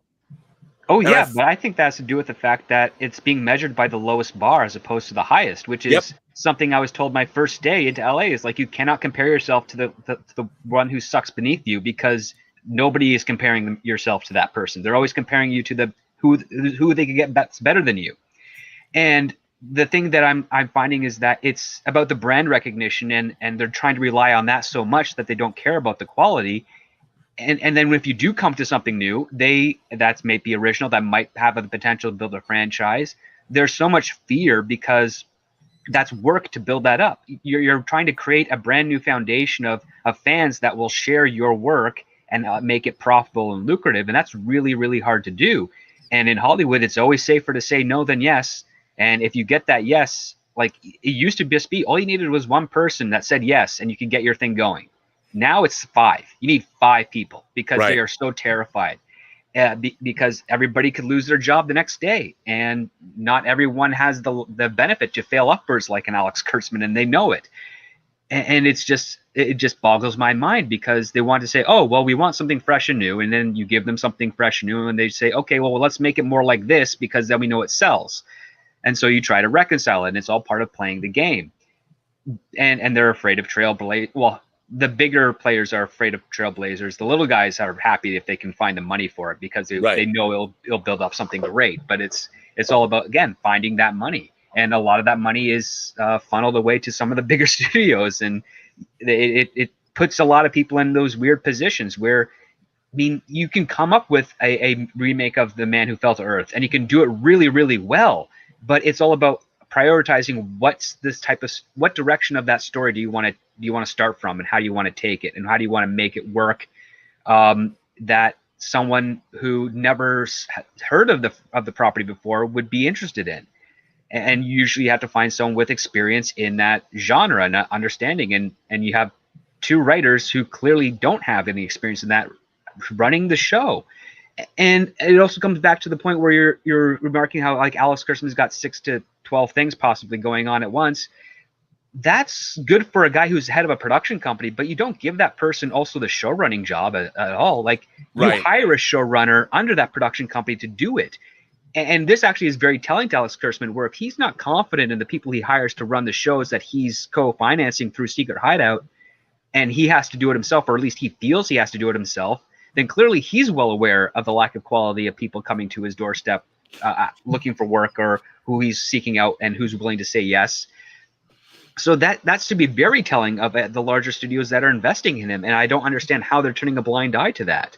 Or maybe script, he's such a narcissist that he thinks he's the only person that could run them. Either way, like, both are detrimental to a production company. I mean, like, I know showrunners who have started their own production companies, but they only focus on one thing at a time. And if they are doing multiple things, they're not the showrunner, because they realize, like, a showrunner needs to be available 24/7 during the production time of the show. Yes. And you can't do that. And if you're not available, and if you have friends that are in the production that desperately need the help and they can't get you, they call someone like me, and they do it very discreetly because they don't want to offend the showrunner, and neither do I, as one of the types that come in there just to solve a problem for, an afternoon and then get the hell out of there. But that's usually just because of either, like, scheduling conflicts, accidents that nobody expected to occur, 2 things happening at once where they're doing they have 2 crews shooting 2 different scenes at the same day. One's like a B-roll, one's an A, and the showrunner just happens to be on the B-roll one, and then his assistant's on the A, or vice versa. Like, all these things that could happen that accidents occur require the attention and the guise of a showrunner committed to that one show. But to find out they have this one guy, head of his own production company, with a writing partner that is part of a legacy, and he's got all these shows, he's juggling all these balls, and we can clearly see that he's not a very good juggler. I mean, the first 3 seasons of Star Trek Discovery have had multiple showrunners and have had multiple production issues and delays, reshoots, re-edits. This is something that in any decade prior to now would have killed a person's career. Even basically a secret showrunner with Ottman, as you were saying. Well, yeah, I mean, they brought in an Academy Award winning editor in John Ottman as a consulting producer on season 3 of Discovery. Why do you think they did that? And that's amazing to me. That, I mean, John Ottman's a huge Star Trek fan too, and John Ottman is I've known him for 25 years, is a tremendously talented guy, and the fact that they had to bring in an Academy Award winning editor to basically fix the first half of that season. But if you look at Star Trek Discovery, I mean, it's not just because I famously hate that show, but I hate that show for what it isn't, and what it isn't is good. And what I think is wrong with that show is you have an incredible 55-year legacy of Star Trek. This is its 55th anniversary. And you can look back at 55 years of great Star Trek. And not all of it has been great. But you have 55 years of you could find 200 great hours of television. 200 great episodes of Star Trek, and look at it and go, okay, this is why Star Trek is great. And that's your baseline. That's where you begin. And with all of the technology now and all of the, like, one of the things I don't understand, here's what I'll never get, is Star Trek already created your universe. One of the great things about doing a Star Trek show is you don't have to make up your universe. It exists. It's already there. And yet the producers of modern Star Trek reinvent things that they don't have to reinvent, like, say, turbo lifts in a starship. We know how they work. And yet they'll show us, they'll spend money showing us a completely CGI shot of a weird turbo lift going through a roller coaster like empty space, which has nothing to do with the design of any star ship that's ever appeared on Star Trek before. They're wasting money. They're actually wasting money on an exterior shot of a turbo lift that should never have been even, you don't need that in the episode. How many thousands of dollars did that effect shot cost? And not only that, it doesn't fit canonically with what an elevator in any kind of human being built something ever has ever appeared like. I mean, it all feels like that climax in the last episode of Discovery, they have a huge effect sequence showing a turbo lift moving through these gigantic empty spaces that are supposed to be in the Discovery. Well, first of all, that's ridiculous. It shows a fundamental lack of understanding of what an elevator is supposed to be. And how many thousands of dollars did you spend with your effects team doing this? You should never show that shot in a Star Trek show. It shouldn't exist. But similar shot was used in Into Darkness with Spock and Khan chasing over those giant load lifters that have, after the crash in. I think they might have reused that shot, like they've reused many others. They use the same directing techniques, same framing techniques, and some of the pacing and beats structures are all there. It's basically they're ripping off themselves, which is ripping off another movie that was way ahead of their own time. Yeah, well, and you're looking at that though. They had to still spend the money to create that effect sequence. Yep. And Star Trek, the original Star Trek and the Berman era would have never done something like that, because that doesn't, all that is some visceral thrill. It might work in an action film, but in a Star Trek series, what you're doing is you're taking away from what Star Trek is, which is supposed to be intellectually compelling. Star Trek doesn't need special effects. A great Star Trek script should be able to exist without any visual effects. Visual effects are icing on the cake. You know, a shot of the Enterprise flying by is basically whenever you see the Enterprise, it was only to establish the milieu where the drama is taking place. Even if you're in the middle of a space battle, Star Trek space battles are not about watching visual effects. They're about the human drama. What's going on in the bridge when a space battle is happening? You only cut to an exterior when you need to show that, yes, the battle is continuing. So if you're falling back on visual effects to make your Star Trek show work, you have failed, because that's not what Star Trek was ever about. There's that, and on top of that, you want to do a fight scene in a turbolift shaft. The original turbolift shaft is far more intimate and cramped, where you could do that really effectively. And if you want to have them dodging turbolifts, they have to then unlock turbolift doors to the decks and then hop out that way. You make it really, it'd be a huge tense scene, because you know that there's literally zero areas for them to escape unless they're in some sort of junction where the turbolift goes from vertical to horizontal. And then you're playing with that. You can make something action heavy and exciting but intimate in that scene, and you don't have to have that giant space there. You can even have the point where someone falls down a turbo lift shaft and then catches another turbolift going the other way, but probably smothers them to smithereens because of the impact alone. There's so much stuff you could do within the confines of canon for Star Trek. And don't get me wrong, Star Trek Discovery has, on the surface, at its best, some very interesting and great ideas that could fit within Star Trek. It's just the misunderstanding and execution of those ideas that makes this show absolutely terrible. That's it. You nailed it. You nailed it. That they wield Star Trek in the completely opposite direction it should be going into. Yeah, they're grabbing the sword by the blade and cutting themselves up all the time. That's basically what it is. You're exactly right. Well put. I've never heard that before. That's good. But whereas I think with the Marvel Cinematic Universe and with WandaVision, they know, what I find really interesting about this, the recreation of the period sitcom ideas, they have really done a deep dive into how to do that. For every department, from the art department to the camera department to the writing, all of it, the research and the love that they recreated these things from, that alone. I mean, I was more enamored of the first two episodes than most people, because most people, you want story and plot and all that, but I was agape at how the careful, all the things that they did to reconstruct the heyday of television. I mean, it was incredible to look at. I was like, and by the time the episode was done, I'm like, wait, that's it?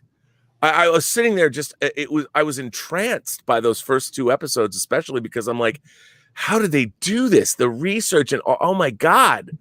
And because I grew up with all that stuff. Well, likewise for myself, because all those shows were in syndication, and we had one of the Canadian networks that I grew up with that also aired Star Trek in Colombo and Quincy was called CKVR, and they had I Love Lucy, Dick Van Dyke Show, Mary Tyler Moore Show, all those Bewitched, all those things airing, and that's what I watched during the day before I would go to like a kindergarten or school, because my parents did not like children's programming at the time, aside from The Friendly Giant. But yeah, like I really liked the aesthetics of that. My only gripe, and I mentioned it earlier in the stream, is that I think episode 4 probably should have come between episodes 2 and 3, or at least there have been some more creative editing between those, because the mystery that's set up in the first episode, I think, is quite solid, and I like that a lot. But it feels like it's been being repeated again in episode 2, and to a lesser extent episode 3. But episode 4 really elevates and sets up a bit more of the mystery. And I think comparatively with regards to Star Trek Discovery, one thing WandaVision has that I don't doubt is an actual end game and goal with this miniseries. Like, they know where they're going. The path that they're getting there is a little off from my senses, but I'm willing to give it the benefit of the doubt, just because episodes 4 and 5 really did bring in extra stuff in there that I'm thinking, man, as a writer, and if I was editing these scripts, I'd be like, no, we got to bring some of the stuff just a little bit earlier, just for the audience that might not be familiar with the 23 movies. And that would be my only argument. It's like, listen, we know we got those guys because we've got the quality with the pilot. But how are we going to keep them for episodes 2, 3, 4 if we're just going to do the same thing in the pilot for those 2, 3 episodes? Like, let's just tease a little bit more of the sword stuff in there. Just to even have the part of Monica Rambeau coming back and then disappearing into there, and then go straight into episode 2 where she's at the pool club and talking to Wanda. and then you still have that narrative flow. The audience has a little bit more dramatic irony and realizing that there's something else going on, but the mystery still holds true. And that would be my only real critique of that show, aside from them also having Darcy claiming that the first part of the series was from the 1950s when it's clearly a 1961 show. Yeah, no, I would that, by the way, very astute. I would agree with that. I thought, also I can't, if they had made episode 4 episode 3, I could totally see that, but I think they were I think their first episode was, we're setting this up. Yeah. And the plot actually started to begin with episode 2 and episode 3, the different things that were happening. Because I think they were so enamored of what they had done that they wanted their episode 1 to be episode 1 was like this pure thing. Like, here's this thing. This is it would be the first 10 minutes of a movie to set up this deal. And then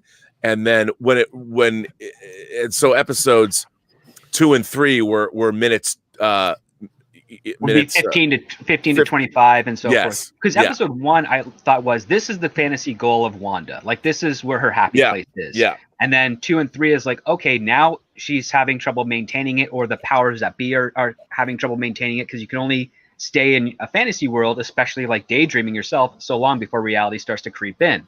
Yeah. And I understood that narrative. I thought that's really good. But sometimes I'm like, okay, this is kind of spinning its wheels, but then they throw in that extra little piece where Vision's like, oh wait, what do we do here? Like, oh good, a question. Well, that was really interesting when he's at his job.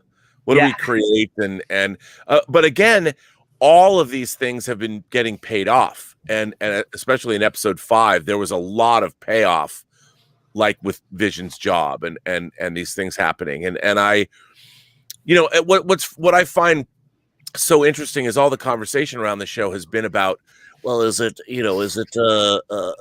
Mephisto and who's doing all this, rather than people enjoying watching it unravel. Because I thought that when Monica Rambeau was kicked out of the reality, that to me was a great moment of television, a revelatory moment when she gets kicked out of the reality. She wakes up and you see that there's the sword base and it's all the military is there. I thought that was like the feeling I used to get in the mid-90s when X-Files was at its peak, like season 3 or 4 of X-Files, when it was still really, really good. And they could do something at the end of one of their cliffhangers that was revelatory. I'm like, oh my God, and I had that feeling. And then episode 4 just landed. I mean, it just delivered how it showed you what does it look like when people come back from being unsnapped, an Endgame, which is something we never saw. And you didn't even realize, when I was watching it with my girlfriend, I turned to her and go, oh my God, we're seeing somebody come back from being snapped, which suddenly I wasn't even thinking about WandaVision. I was going, I was thinking about Endgame. I was thinking about Infinity War, and we're just in a hospital room. And then when you come out into the hospital and you as a viewer are getting your bearings, like, what's happening here? And it's all in moments. It's all coming to you if you're an MCU fan. And it was just one payoff after another.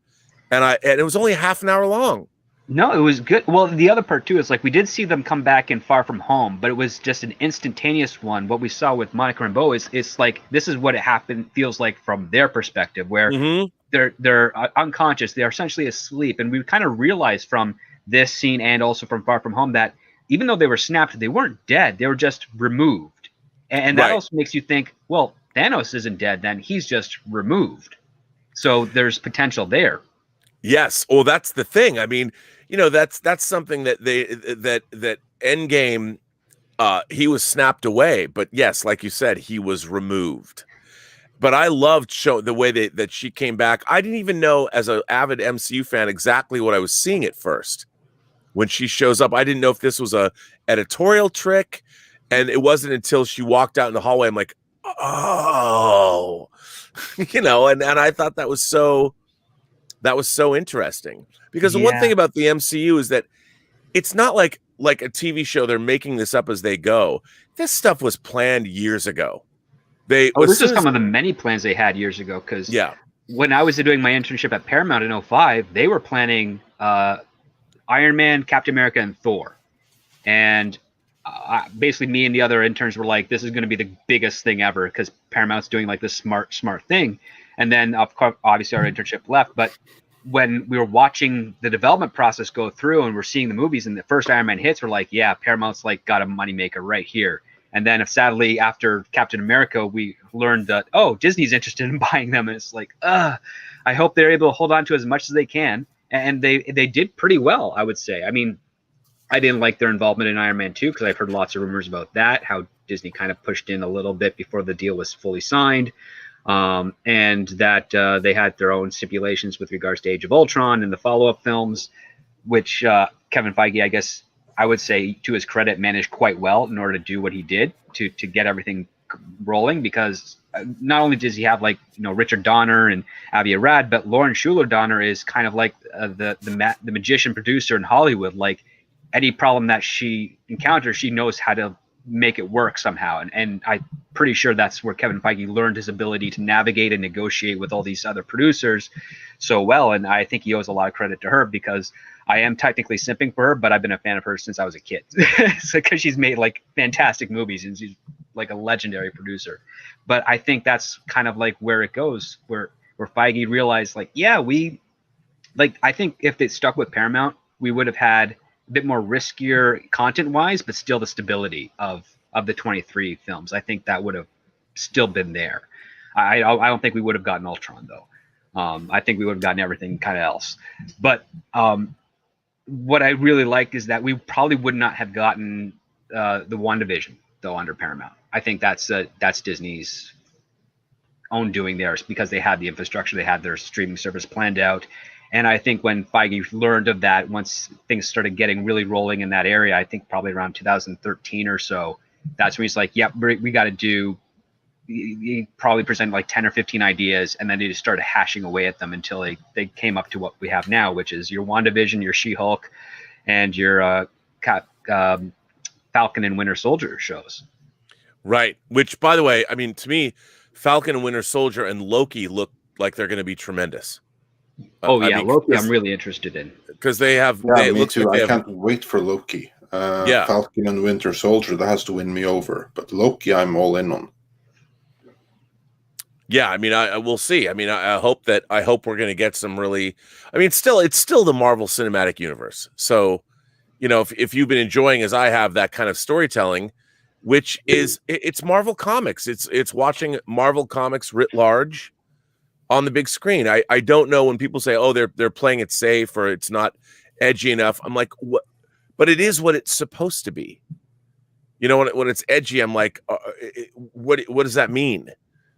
Like, I don't know what people are expecting from that. They want it to be Batman versus Superman, where you have characters drowning in skulls and a dark color palette and people dropping F-bombs. I mean, that's what they want. You know, they want that dark and gritty aesthetic, which to me is because they claim lazy. That's mature. It's lazy. Yeah, they claim it's more mature, but it's really lazy. It really is. I really wanted that demon in a bottle story for Iron Man 2, and that's what a lot of people were hoping was going to be Iron Man 2, and you could see that they tried putting it in there and then copped out with the whole palladium poisoning aspect, and then weighing it down with extra plots and whatnot. And I think that's kind of where some of the stigma comes from, where like maybe we should have a little bit more risk with regards to the personal aspects of characters for their redemption arcs, because there's nothing. I think a recovering alcoholic story is a great redemption arc, and it's also inspiring for a lot of people that have gone through that problem, and to have a hero like Iron Man be able to put down the bottle and clean himself up because of his own horrors, especially if you want to play that right after Avengers, the first Avengers film, where he's trying to hide the fear that he had of being removed from planet Earth after throwing that nuke in space and possibly being trapped there, and he's trying to hide his pain and not to come to terms with that. That would have been a far more interesting journey to explore on a character level that compared to what we got with Iron Man 3 and essentially Iron Man 2 as well. But that's the type of risks that the company like Disney, a family company, doesn't really want to address with these types of properties. So, I mean, we're probably not going to see some of the more interesting potential out of that, but I still think we're going to see some really great and fun stories that are going to hit that 4 quadrants of the family.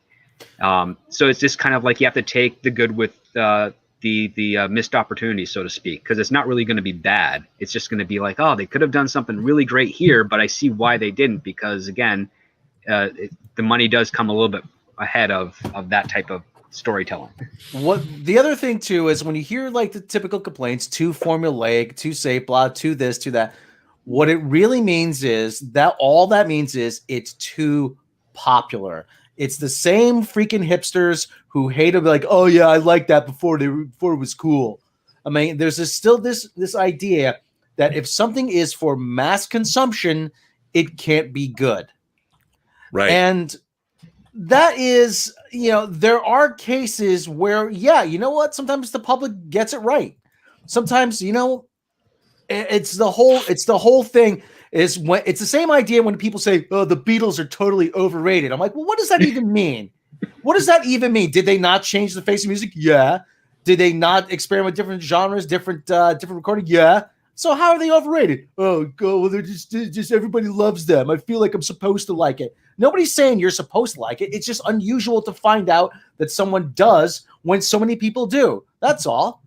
Well, the alternative always at some point becomes the mainstream. I mean, for instance, like again, back to Disney, to Marvel, Iron Man, Thor, Captain America. Those were not. I mean, they were big movies, but the genre itself was considered alternative. The superhero genre is an alternative genre in Hollywood for the longest time. And then after those three movies, followed up by Avengers, it became the mainstream, and it's dominated since. And it's proofs in the pudding there. And there's going to be others. I think we were due for like Pulp Adventures coming back and being an alternative, starting small, and then probably being a good, competition for something of Marvel. It's going to take some time, but I think it's going to be there. Sci-fi is kind of like being relegated to the background with regards to this because of the Marvel films and the other comic book films right now. But that's always going to be on a resurgence as well. It just comes in ebbs and flows. Right now, what has just happened is that the comic book movie has now put a foothold in regards to those ebbs that are coming in. So you just have one extra ebb now. No, I completely agree with that. And remember, I think the superhero genre in a way has replaced the science fiction genre because it is science fiction amongst other things. It's superheroes. The whole comic book genre is sort of a frothy mix of all of it.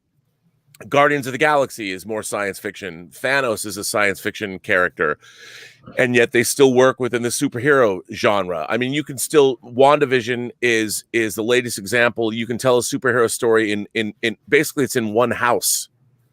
I mean, really, if you think about it, you've got the exterior. It's like pretty basic sets, yeah.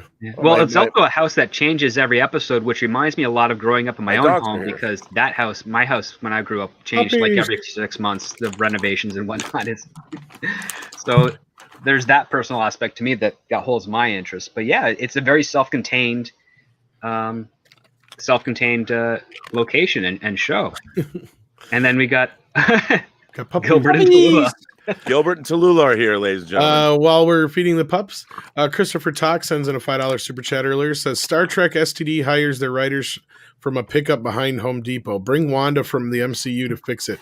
No, they're probably getting more talent from people from a pickup from behind Home Depot than what they got right now, actually. But probably they have a better imagination. Yeah, and I don't know if we had any more in between there, but they definitely have more life experience, that's for sure. I think that's the only one we had. Yeah.